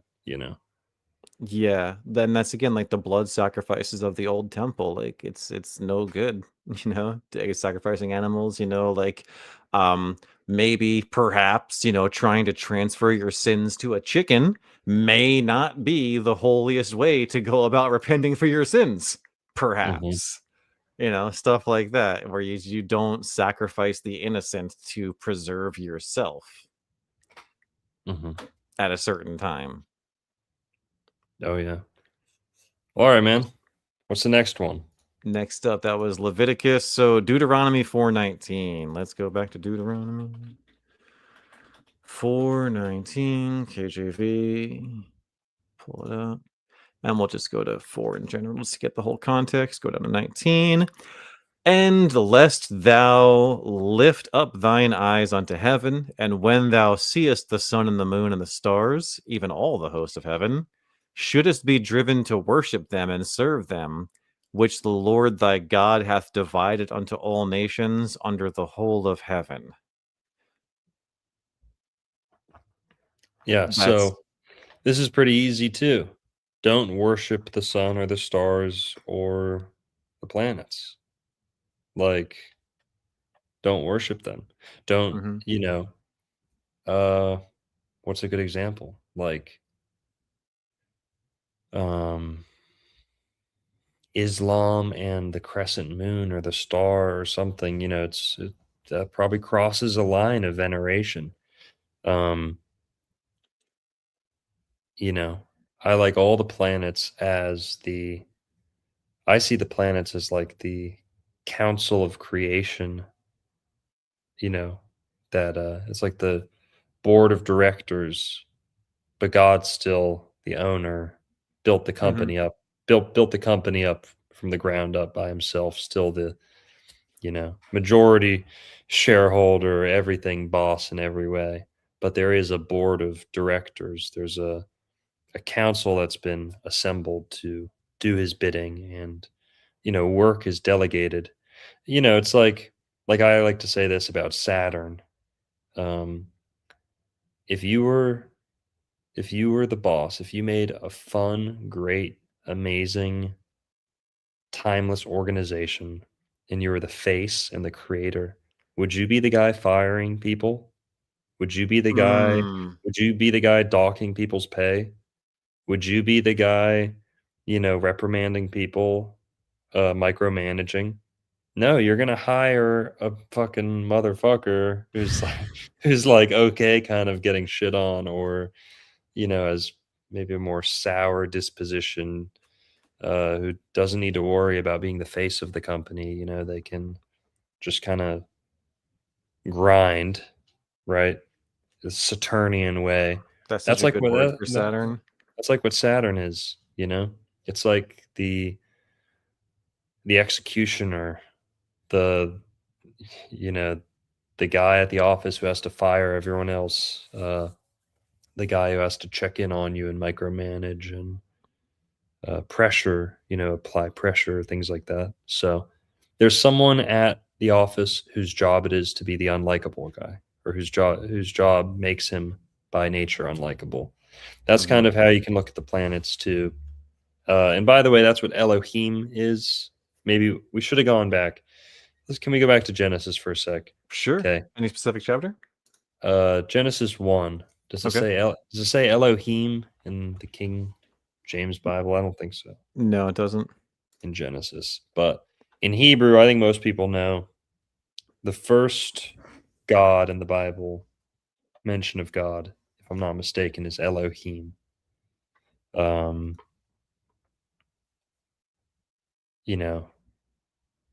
Plural. People say, "Oh, it's not plural. It's like an honorific title. It's like it's like in Spanish. Sometimes they use the plural form instead of the second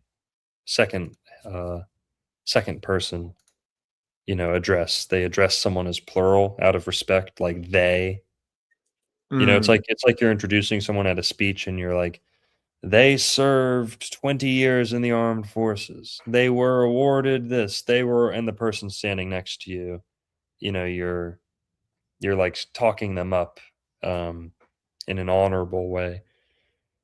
There's better examples than that. But in other languages, it's a pretty common concept. Like, it's like in Spanish, when you speak to your friend, you say tu. But when you speak to your father, when you speak to your friend in Spanish, you say you. When you speak about your friend's dad, who's not your dad, who you have to show respect for in public, you say they or he. You like third person or plural.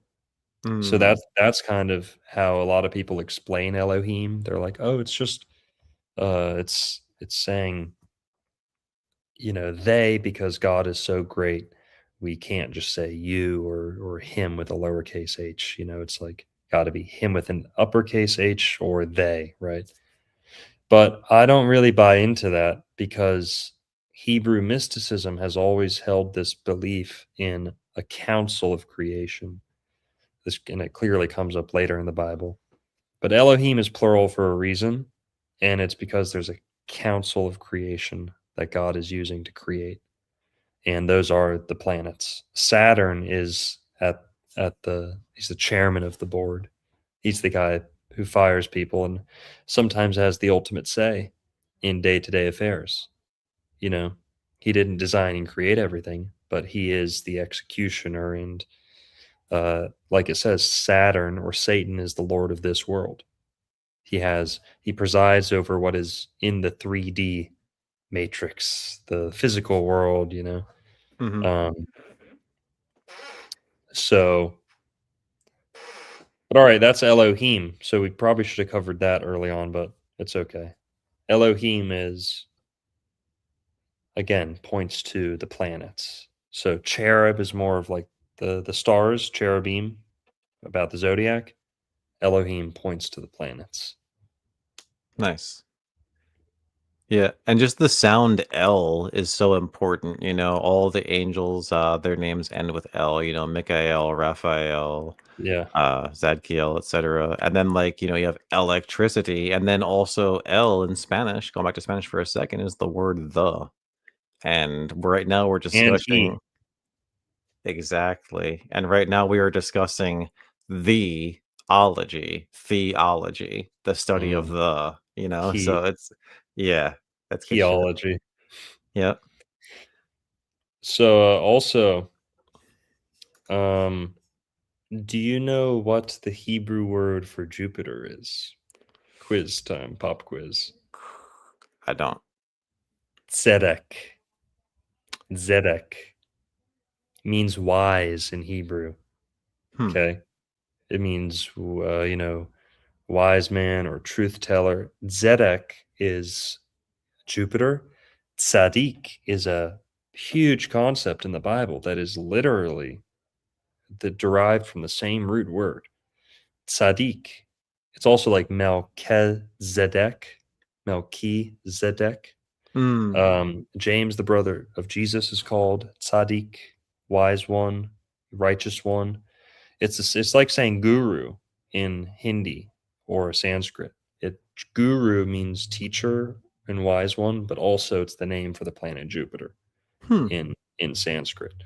Buddha is the name for Mercury, like we talked about before. Yeah. But Hebrew, Tzedek. So you ever hear people talk about the 144,000, the Yes. chosen, the the word used there is often Sadiq or Tzedek. So look that up. Hebrew word for Jupiter. Sure. So Yeah. people can see.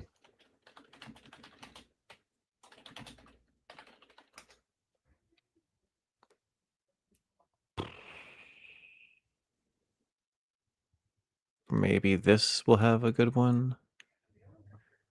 Or a good display. Jupiter. Yeah, okay, right there, boom. There we go. So Sedek. It's not a Z there, it's SEDEQ. But yeah, Jupiter. Well, Hebrew, it's a Z. It's a T and a Z sometimes. Saturn, Sabbaté, Sabbath day. Yup. Interesting. Venus being Kokobet. And now search Tzaddik. Sure. Hebrew meaning.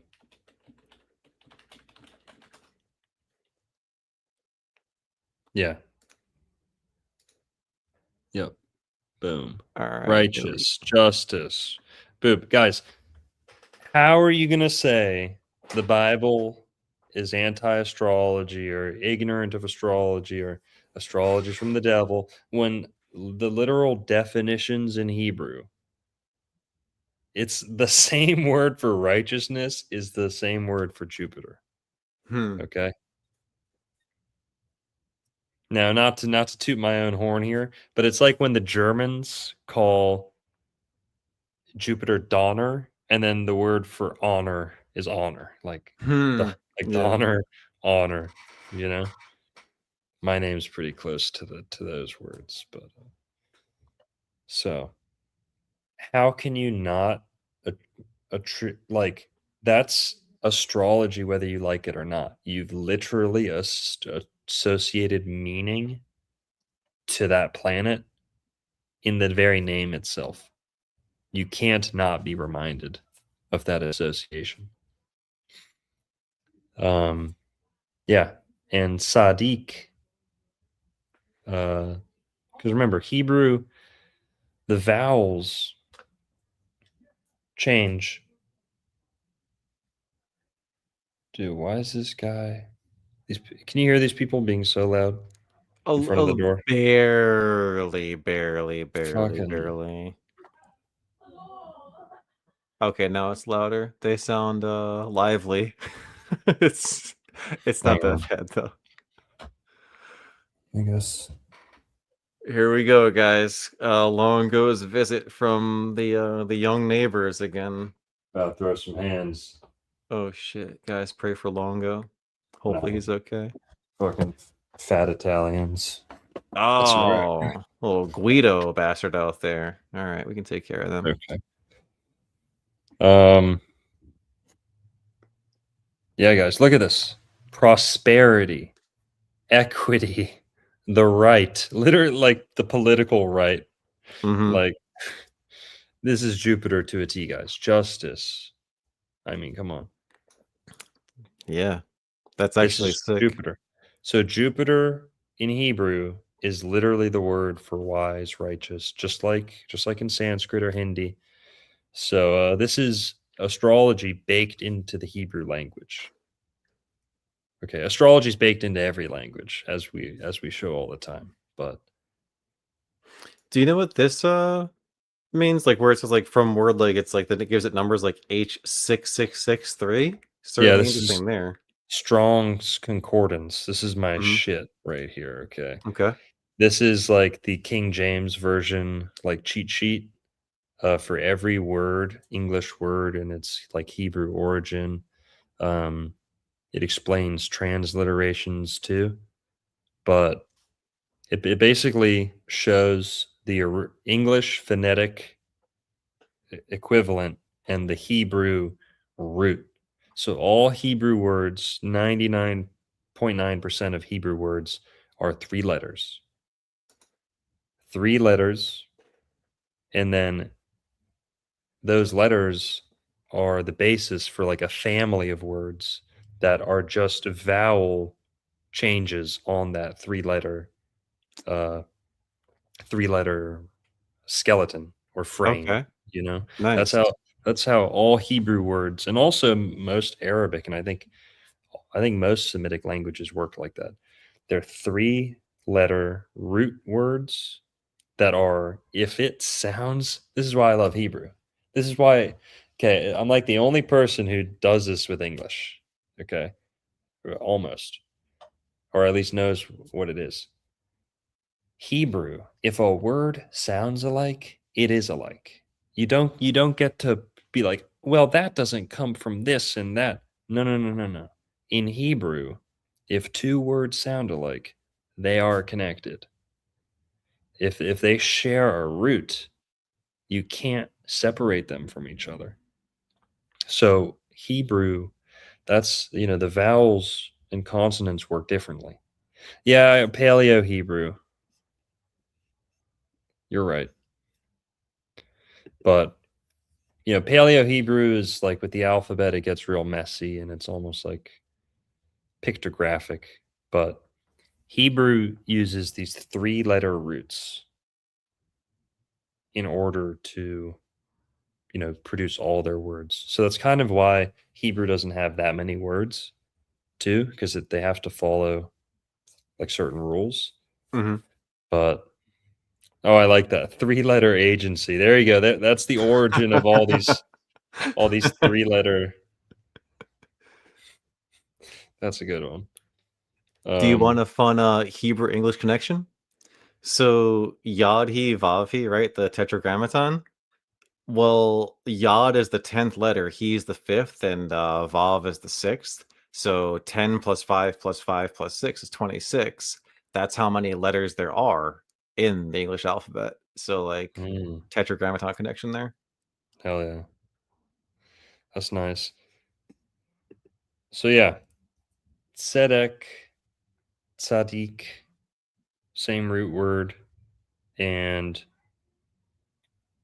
yeah. All right. So moving on. All right, next scripture we got. We did Leviticus. Did we do Deuteronomy 4:19? Yes. Yes, we did. Okay, that was the last one we did. So now Acts. Now we're New Testament. Acts. Yeah, Acts 7:42. Acts 7. KJV. All right. Down to 42. Here we go. All right. Then God turned and gave them up to worship the host of heaven, as it is written in the book of prophets. O ye house of Israel, have ye offered to me slain beasts and sacrifices by the space of 40 years in the wilderness? How is that even a condemnation of astrology? Just on to the next one. Talks I guess- about, well, I mean, hey, read the very next verse, which is pretty interesting. Yeah.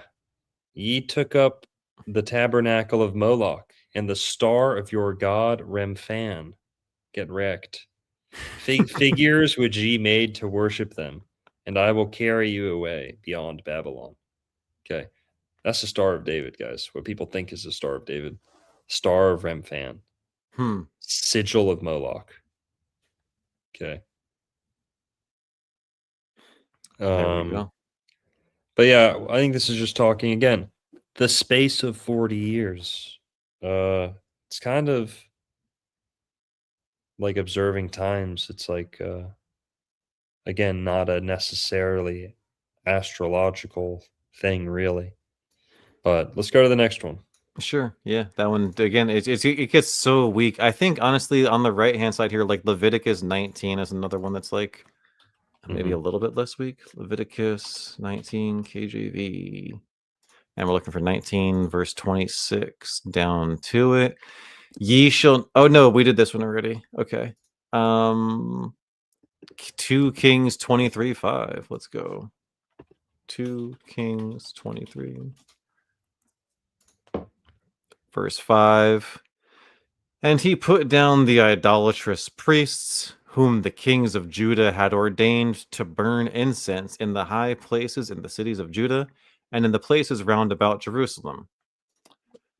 Them also that burned incense unto Baal, to the sun, and to the moon, and to the planets, and to all the host of heaven. So we're fewer than 10 verses in, guys, as far as these are the slam dunks that church-going Christians use to condemn astrology.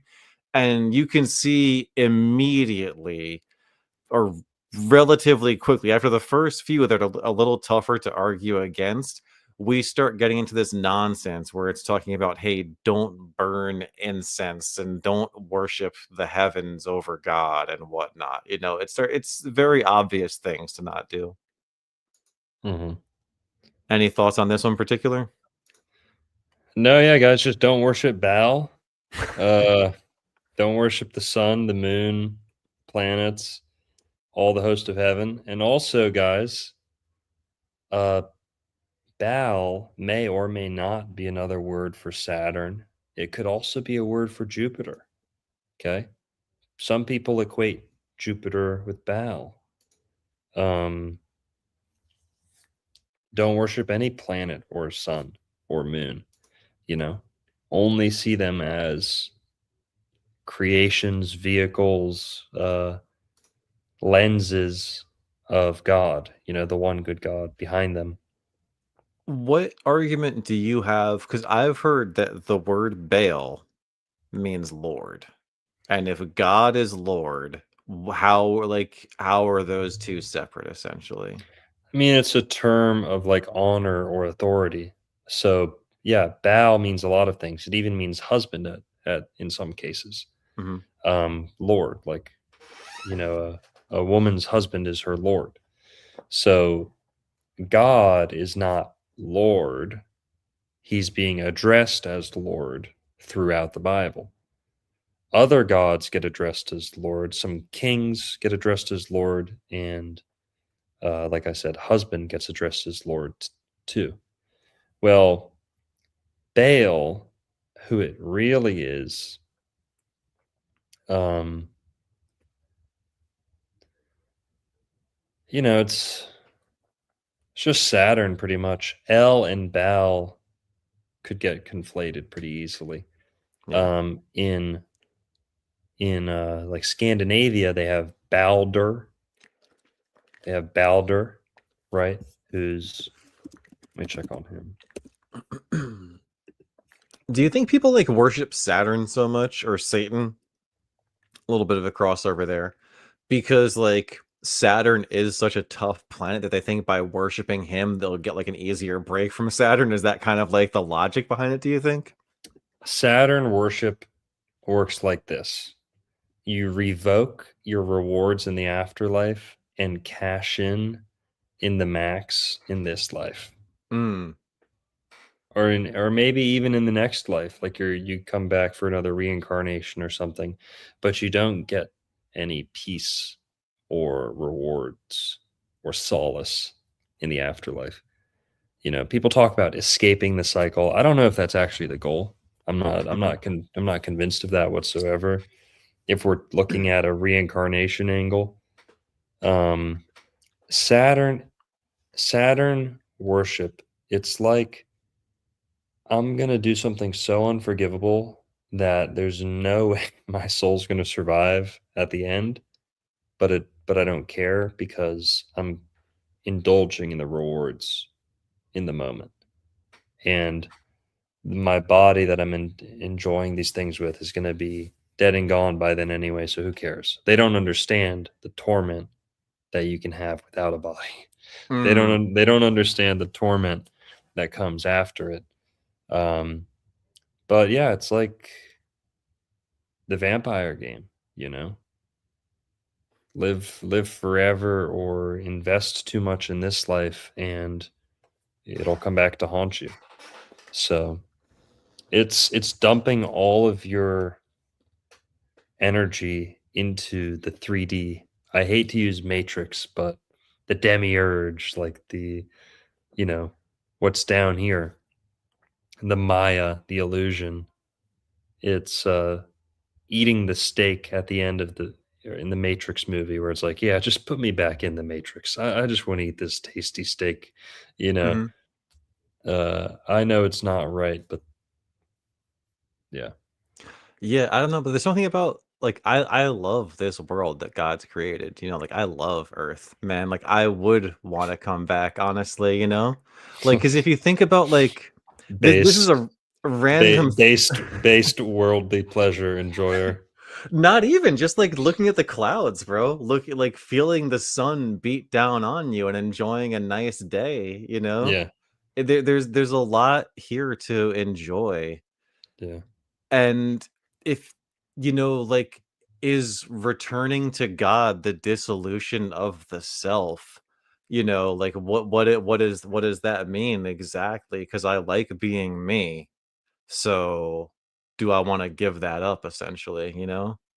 Well, it's got to be, you can't be clinging to anything when you leave. That's the real goal. Is you can love it here. You can be totally comfortable coming back, but you can't cling to anything here. You can't cling to your identity, your name. You can't cling to. You've got to let go of it all. And as much as the will to live is important, and you know it's everything, your vitality, there's also a necessary will to die. This is kind of like how they say meditation is the art of dying, practice in the art of dying, the book of the dead, this or that, you know, making sure you are prepared to die. And yeah, what was I talking about? I forgot what I was talking about. No, that's a good point. Yeah, like making sure you're prepared to die. That's a point I made like in a previous stream. Is like, you know, death is inevitable, but like a good life isn't. So that kind of ties in with the Saturn worship. Is like, don't worship Saturn, worship God, and live a good life here. Be generous, be honest. Don't be a liar. Don't be a deceiver. That way, when it comes time to die, you could know you did your best. You know, like none of us is perfect, but like being prepared to die and living a good life, I think go hand in hand. Totally. Well, okay. So again, idolatrous priests seems to be the main issue here. Burning incense to Baal, and then, you know, using the sun and the moon to coordinate that, or like decorate that process. It's all bad and corrupt. Just don't do it. So incense is good. God clearly likes incense. He clearly wants his Lord's holy incense to be burned, around the tabernacle and stuff. But don't do it to the sun or to just the moon or to any one planet. All right. Yep. All right, next up, Daniel 2:27-28. Let's see what's up.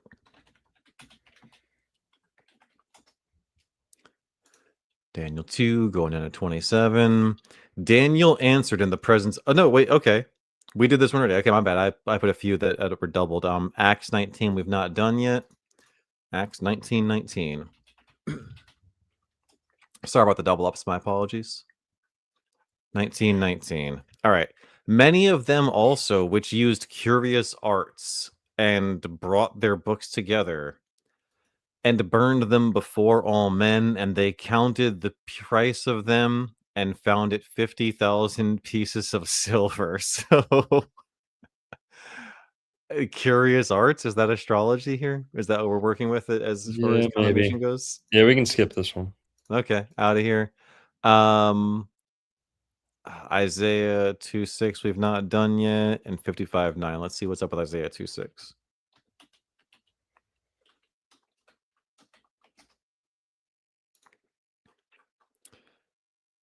Therefore thou hast forsaken thy people, the house of Jacob, because they be replenished from the east, and are soothsayers like the Philistines, and they please themselves in the children of strangers. Ugh. Yeah, doesn't not really relevant. Soothsaying is like fortune telling. Someone who like mumbles the future, their eyes roll back and they like tell you. Yeah. Not a condemnation of astrology at all. 55:9 for Isaiah. Isaiah 55 KJV. Verse 9. For as the heavens are higher than the earth, so are my ways higher than your ways, and my thoughts than your thoughts. The criticisms of astrology in the Bible, guys, get so weak. Like these are what's listed by people who condemn astrology using the Bible. This is where it goes too quickly. All right. I think we covered a lot of the criticisms. What about some of the other pro astrology verses? Let's check out the other side of it. Sure, absolutely. Yeah. I mean, Psalms 19 is one that you've mentioned. Many biblical cosmologists talk about all the time. The heavens declaring the glory of God. It's such a beautiful psalm. And it's literally talking about what the stars do and what the heavens do for us. And look at this. This is a great verse 9. The fear of the Lord is clean, enduring forever. The judgments of the Lord are true and righteous altogether. So, like, there you can see a harmonization of reverence for the stars and reverence for the Lord, for God as well, in this verse that's talking about the heavens. But yeah, moreover by them is thy servant warned, and in keeping of them there is great reward. So speaking directly about the stars, it says thy servant is warned. So it says here the stars can warn you of things to come. Now, don't fret, don't be dismayed, but be warned. And then if you keep the stars, keep track of them, there is great reward. Pretty straightforward in my eyes here. Yeah, and like this is beautiful, the ending here.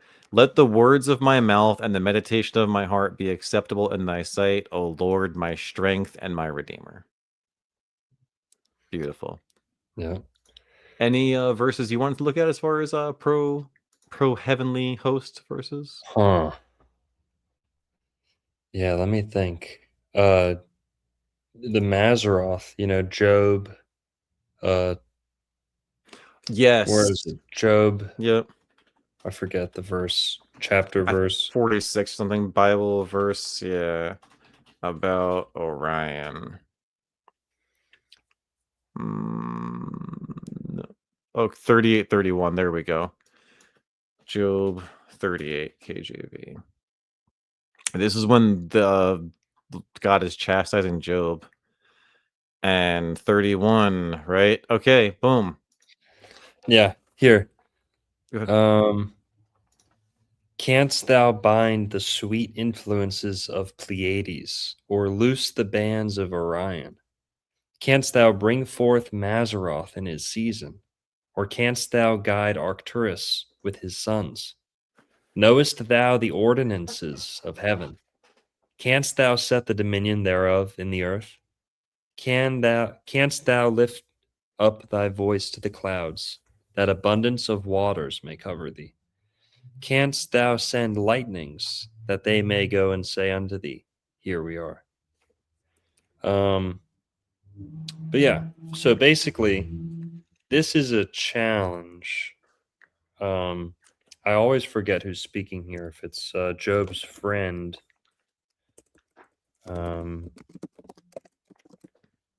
I believe it's Job's.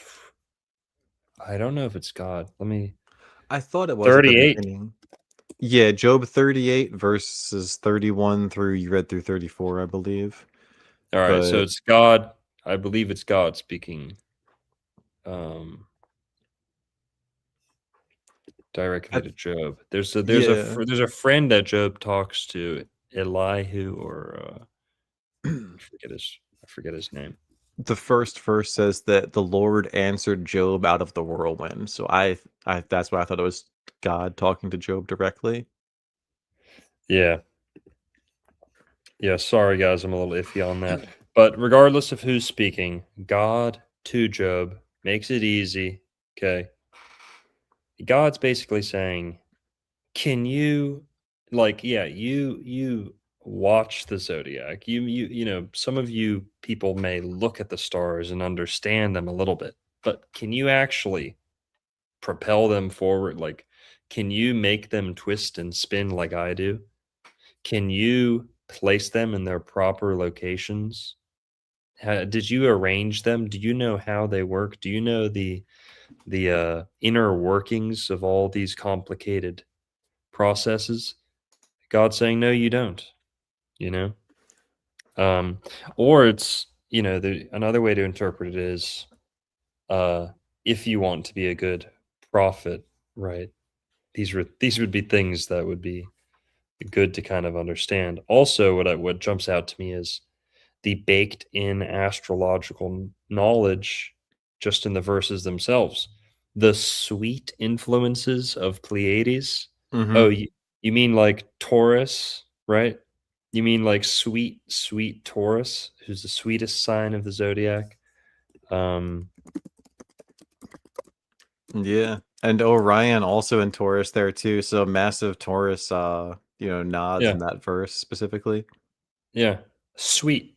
Pleiades, the constellation Pleiades, is in the sign of Taurus.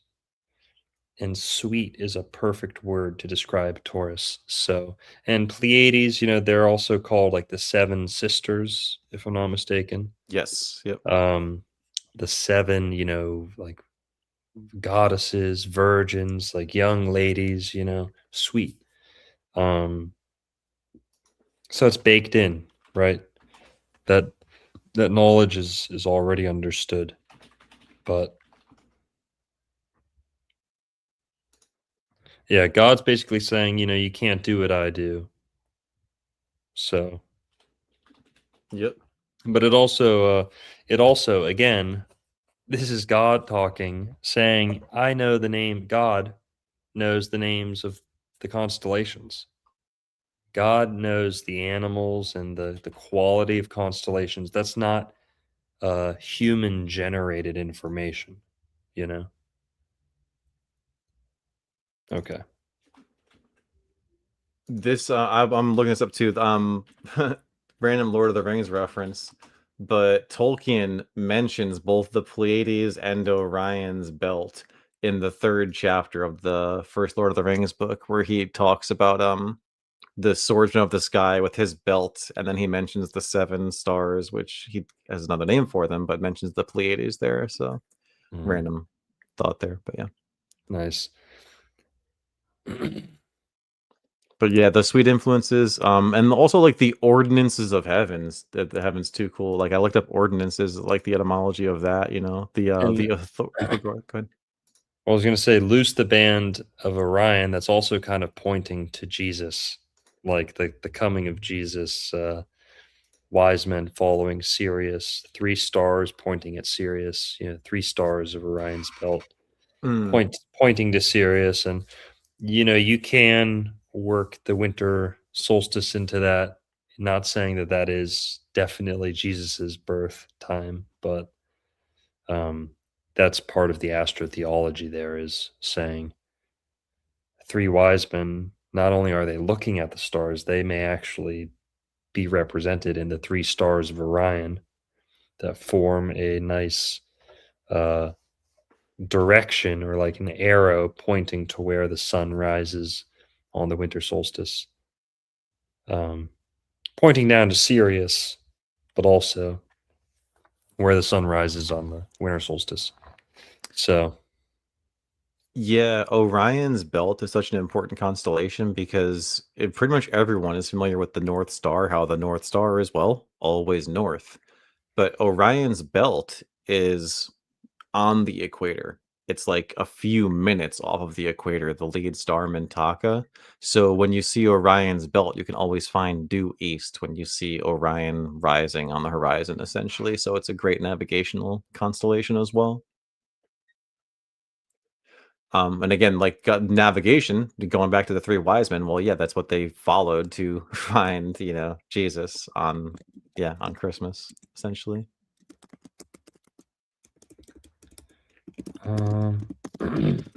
Also, since we brought up the cross earlier, real quick, can we search Old Testament tribe configuration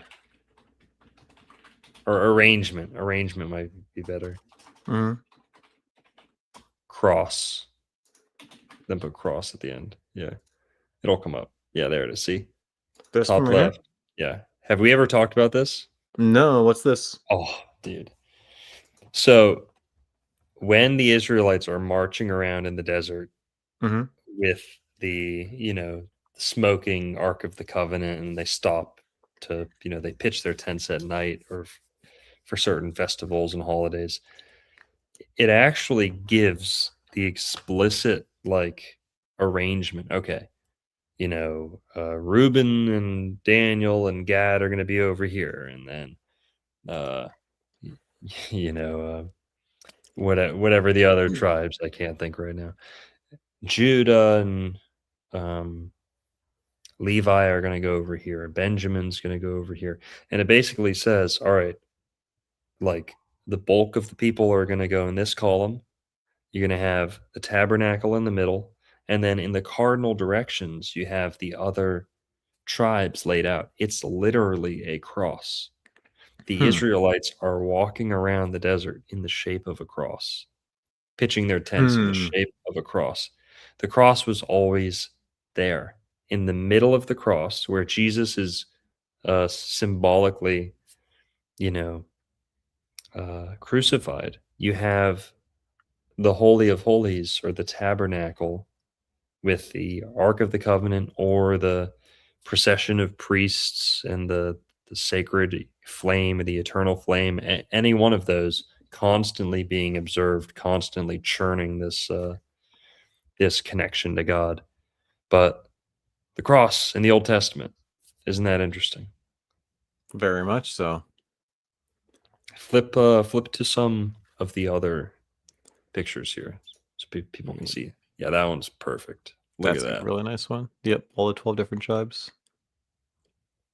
Unfolded cube. See, now this is what I don't understand. Okay. Number one, I know you're not that triggered. I know you're not actually that triggered and that sensitive and fragile. Like, I know you're not actually like that. But come on. Do you not see the beauty in unfolding the cube? Yeah, the cube is a problem. Yeah, the cube does represent something bad. And Christianity is the only method of dismantling the cube. Christianity dismantles the cube. That is the cross. It's an unfolded cube, correct? Because Christianity unfolded the cube. Jesus unfolded, you know,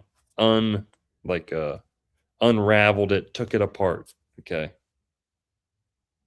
Reduced it, right? Yeah. And yeah, the cube it's sacred. You know, it's 6 around 1. So to unfold it is to take out the 6 and bring out the 1, essentially. You know, to look at it symbolically like that. You know, it's expansion. That's why there's the Jupiterian association with Christianity, whereas the cube religions, which are constricting, well, that's more Saturnian in nature, which we talked about in our astrology of the different religions episode, you know, months ago now. But yeah, the unfolding of the cube is a good thing.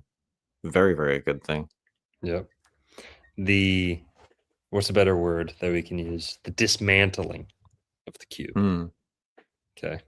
Dismantling of the cube. So, yeah, you know, cube condenses and imprisons things. When it's unfolded, things are liberated, freed, you know, expanded. So, all right. Thanks. Nice. High praise. All right, what else? Also, the cross has the 3 and the 4 turning into 7. It's beautiful. It's perfect. Like, and the cross is literally the symbol for building and adding, constructing. You know. Yeah. In the center there, like you were talking about, you got the 4 in the center, and then all around the sides you have 3 times 4. It's just yeah. It's good in so many different ways. 3 plus 4 is 7. 3 times 4 is 12. 1 plus 2 is 3. So the 12 is Trinitarian. The cross is amazing. Okay, go watch Alexander Wau's videos on like John Dee's cryptograms and stuff like that.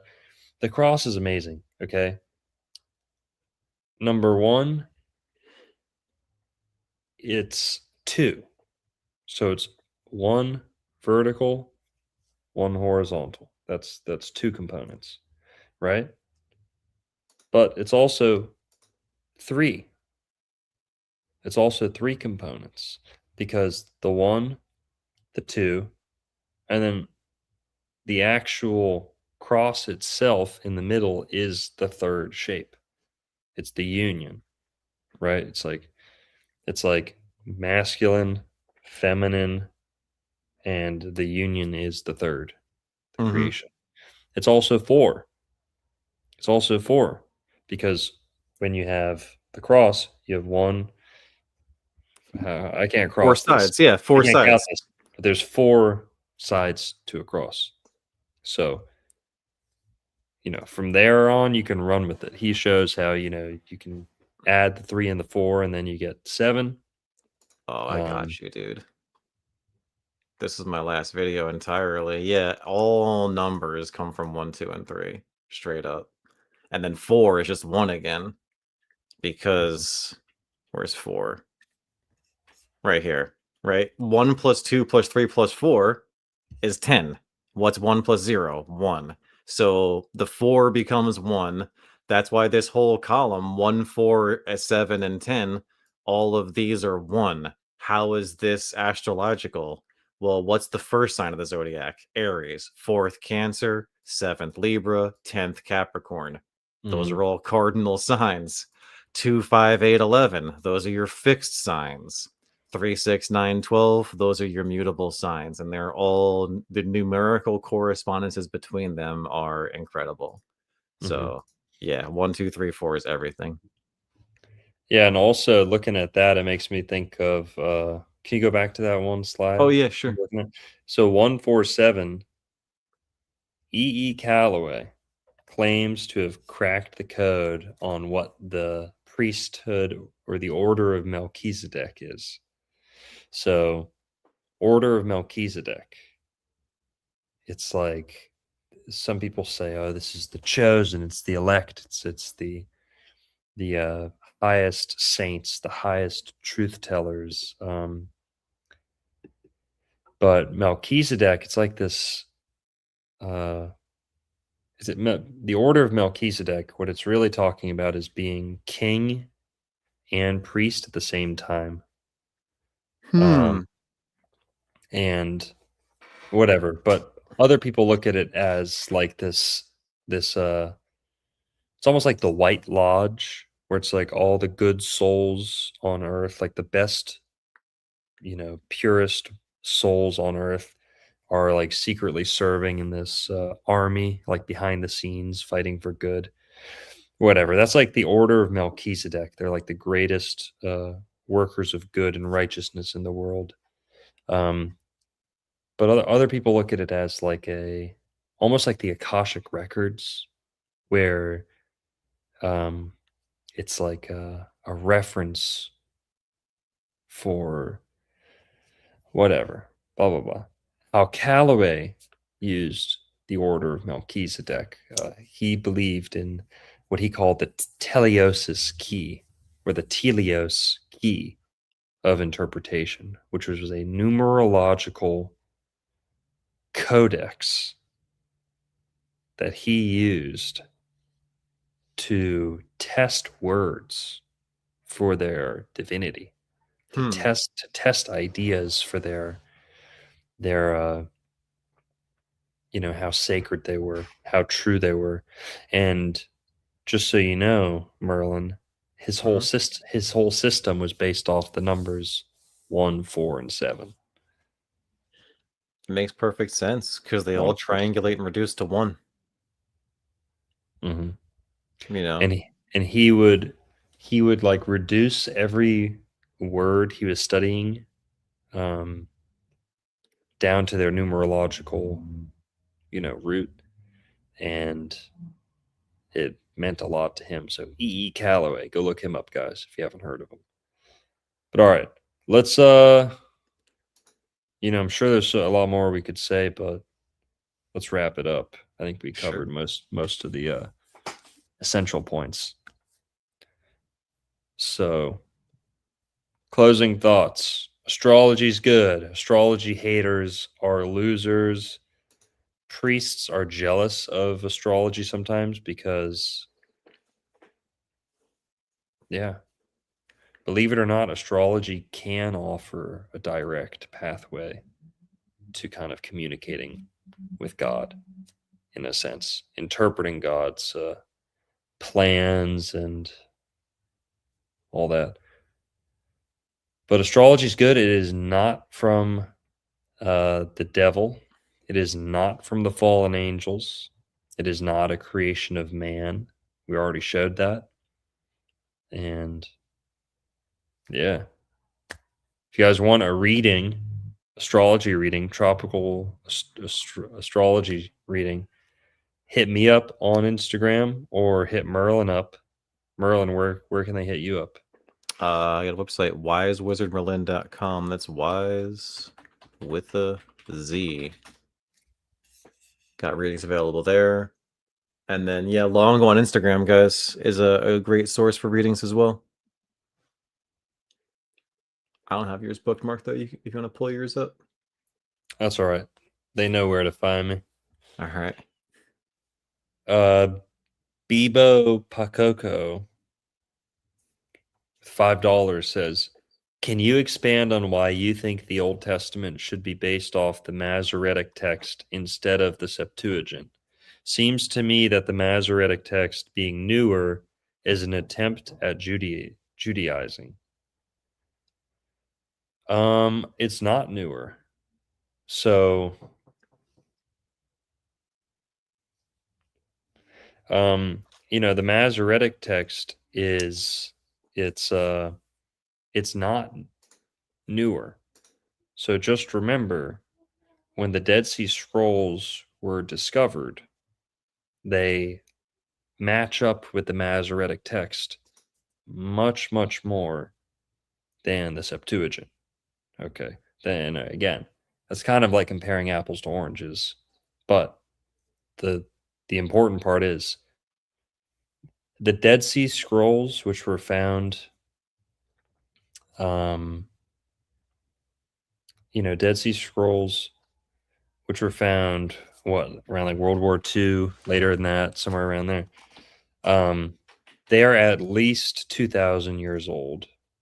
So they're from Jesus's time, 200 years earlier, maybe a couple hundred years after Jesus too.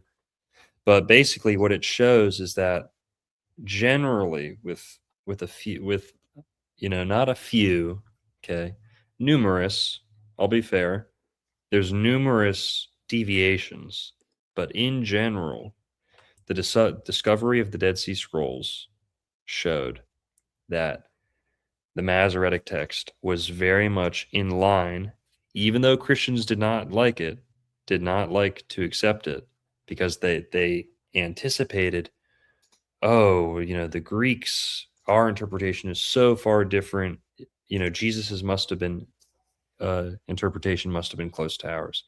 And the Dead Sea Scrolls are not necessarily Jesus's like beliefs. I'm not saying that at all, but they're representative of what the Jews, the Judahites, Jesus's community, what type of Hebrew texts, written form, that they had access to in their lifetimes, more or less. So the Septuagint is the Old Testament translated into Greek. It doesn't need to be translated into Greek. I don't think that makes it better. And a lot of early Christians went with the Septuagint because almost like a matter of spite, because they didn't want. I don't know if Jesus quotes from the Septuagint. I mean, that might just be a matter of the New Testament being written in Greek. I don't think that's actually Jesus reading the Septuagint. But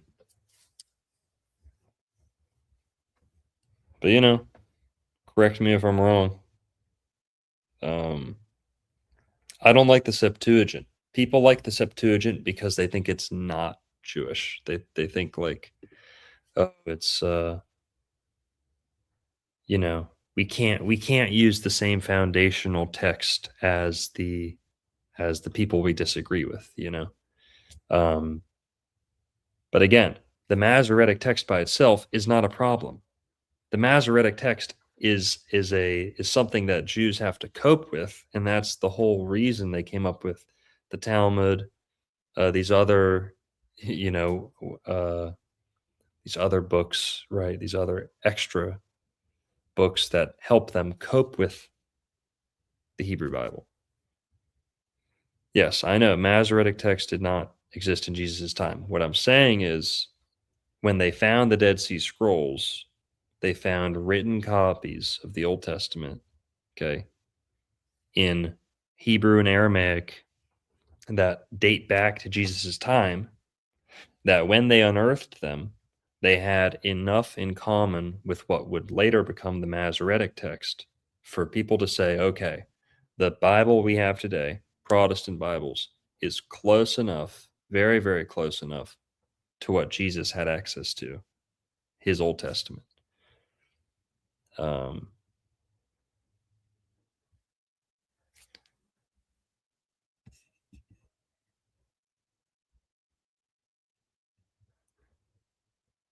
Whatever. What happened?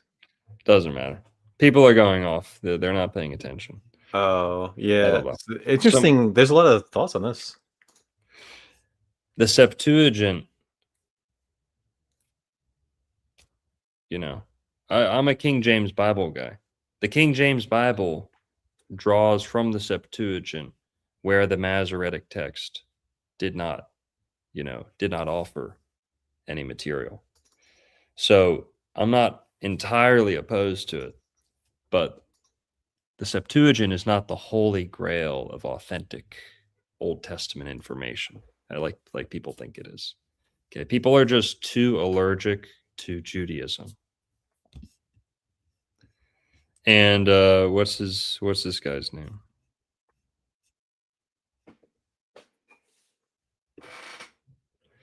Masoretes with medieval Jews. Masoretes were medieval Jews. And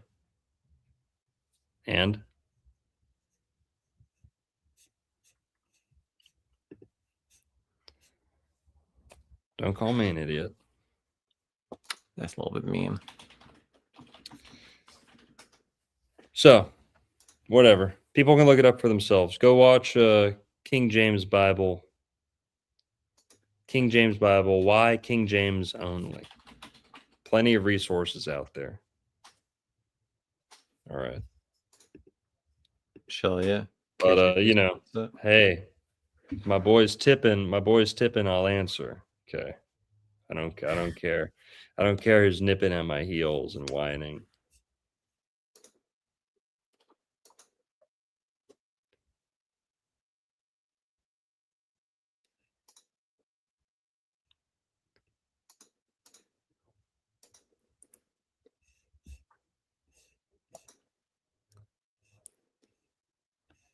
I'm trying to read all the comments. Yeah, you're good.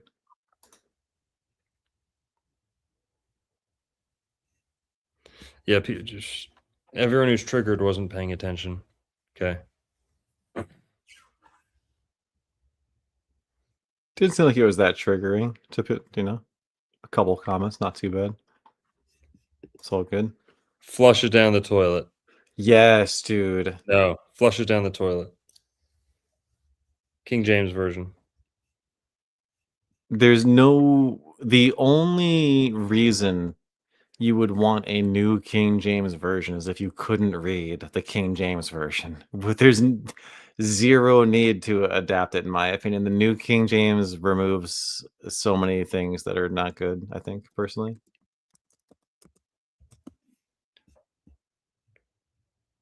Mm-hmm. And also, just to go back to the Masoretic text, okay? It's this illusion that by having as little in common with the Jews, that somehow makes us more right about things. Okay.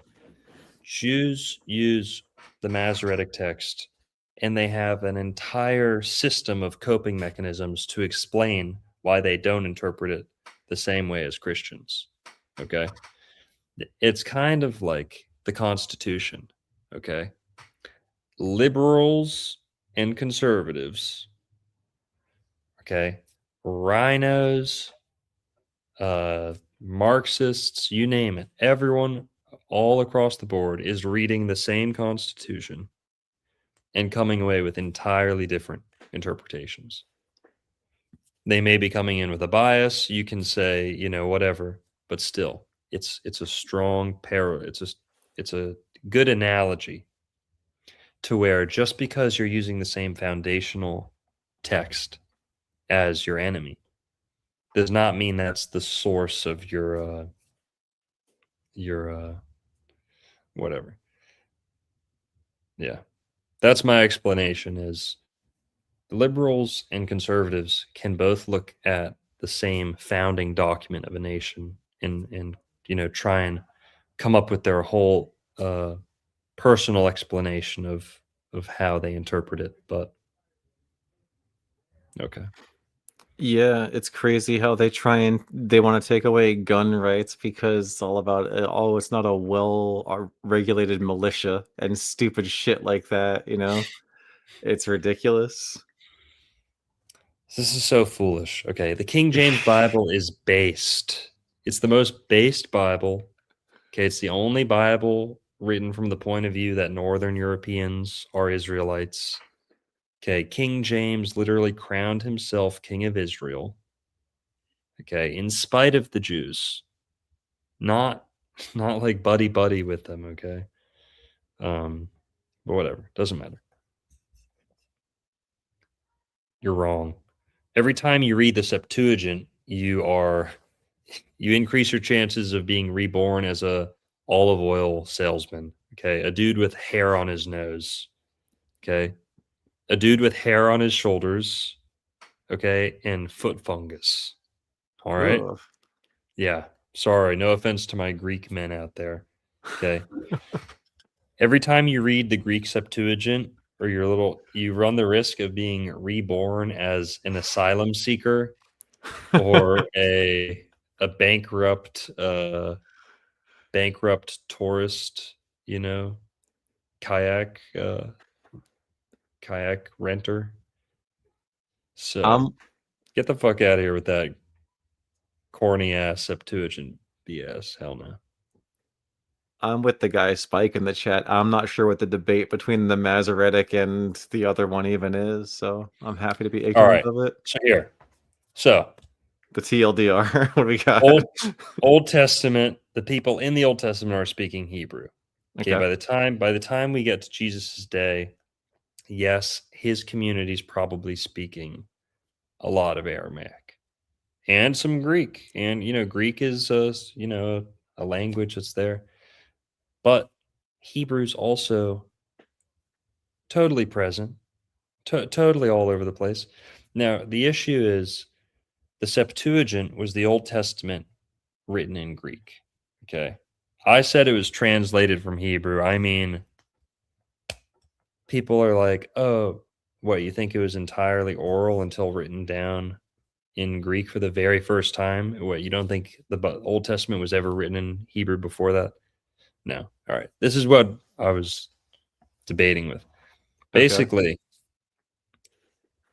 the King James Bible uses a historically Jewish, or rabbinical compilation written version of the Old Testament. Now, that was very uncomfortable for Catholics and Orthodox for a long time, until the Dead Sea Scrolls were discovered, and it revealed that Jesus's community back then were studying Hebrew, the Hebrew Old Testament, that their interpretation, even though the Jews were the ones who kind of compiled the Masoretic text, it was still honest and truthful to much of what Jesus was studying himself. Now, Jesus did not have the Talmud or any of these coping mechanisms or books to explain why they should interpret things different than Christians. But the Dead Sea Scrolls showed that what the Masoretic text had preserved was pretty much consistent with what Jesus had access to. Okay. So the Septuagint is a Greek Old Testament that is, personally, it's almost too Christian. It's too allergic to Judaism to the point where it's like revisionist, where they're injecting more Greek ideas into the Old Testament to make it streamline or run more seamlessly into the New Testament. Yeah, the Septuagint also, they have complete disagreements on numbers. Many of the numbers of years, ages, things like that are literally different from Masoretic text to Septuagint. I believe the Septuagint is the Greek coping mechanism for not having their own version of the Bible that wasn't different from what the Jews had. And remember, not much of this was written down for a long time. So people will say, oh, it went into Greek before it went into Hebrew officially. No. But that's the dispute, is should we use a Greek Old Testament or should we use a Hebrew Old Testament? Gotcha. So what's the over-under on the Dead Sea Scrolls being fake? I'm just fucking around, but it's like, oh, we found these scrolls. The way they look at us, we are the right ones. How convenient. Yeah, I mean, I would say kind of, but it was actually a couple Christians who were preventing the Dead Sea Scrolls from getting out. Oh, interesting. And it was a couple Jews who were fighting to get them released. to the world. But whatever. It's almost 3 hours. Shit. There's a lot to talk about. I appreciate at least one of you guys not being a broke boy, asking a good question. A lot of yapping for a bunch of broke boys, personally. Gas prices are tough. Whole lot of yapping, not a lot of whatever. No one's making it rain on the good doctor. Yeah. Yeah. I don't know. I mean, you got a new membership though. The Septuagint people start tipping better. I might have to make the switch. Follow the money. Just kidding. But yeah, that's great. Shut your broke ass up, boy. All right, guys. Thanks everyone. Thanks for tuning in. Peace. Go subscribe to Merlin if you haven't already. Subscribe to my other channel, Dr. Narco Longo. It's my other YouTube channel. All right, thanks, guys. Oh, here, let me pull up, get some tunes going. Peace. What's up? Yep. Wild Indian, yeah. Hey, V, line them up. I'm a wild Indian, you know I go crazy. Ain't really Indian, that boy fugazi. I just keep it player, you can never play me. You got an ass so fat, girl, let's make a baby. And another one. Then I'm back to the trap, I'm trying to double some. She a bad woke chick, and I love her tongue. We some jurisdiction boys, we some one-on-ones. Look, don't compare me to no Martin dog, I'm like Malcolm X. Die about our freedom, we'll leave a crack and stretch.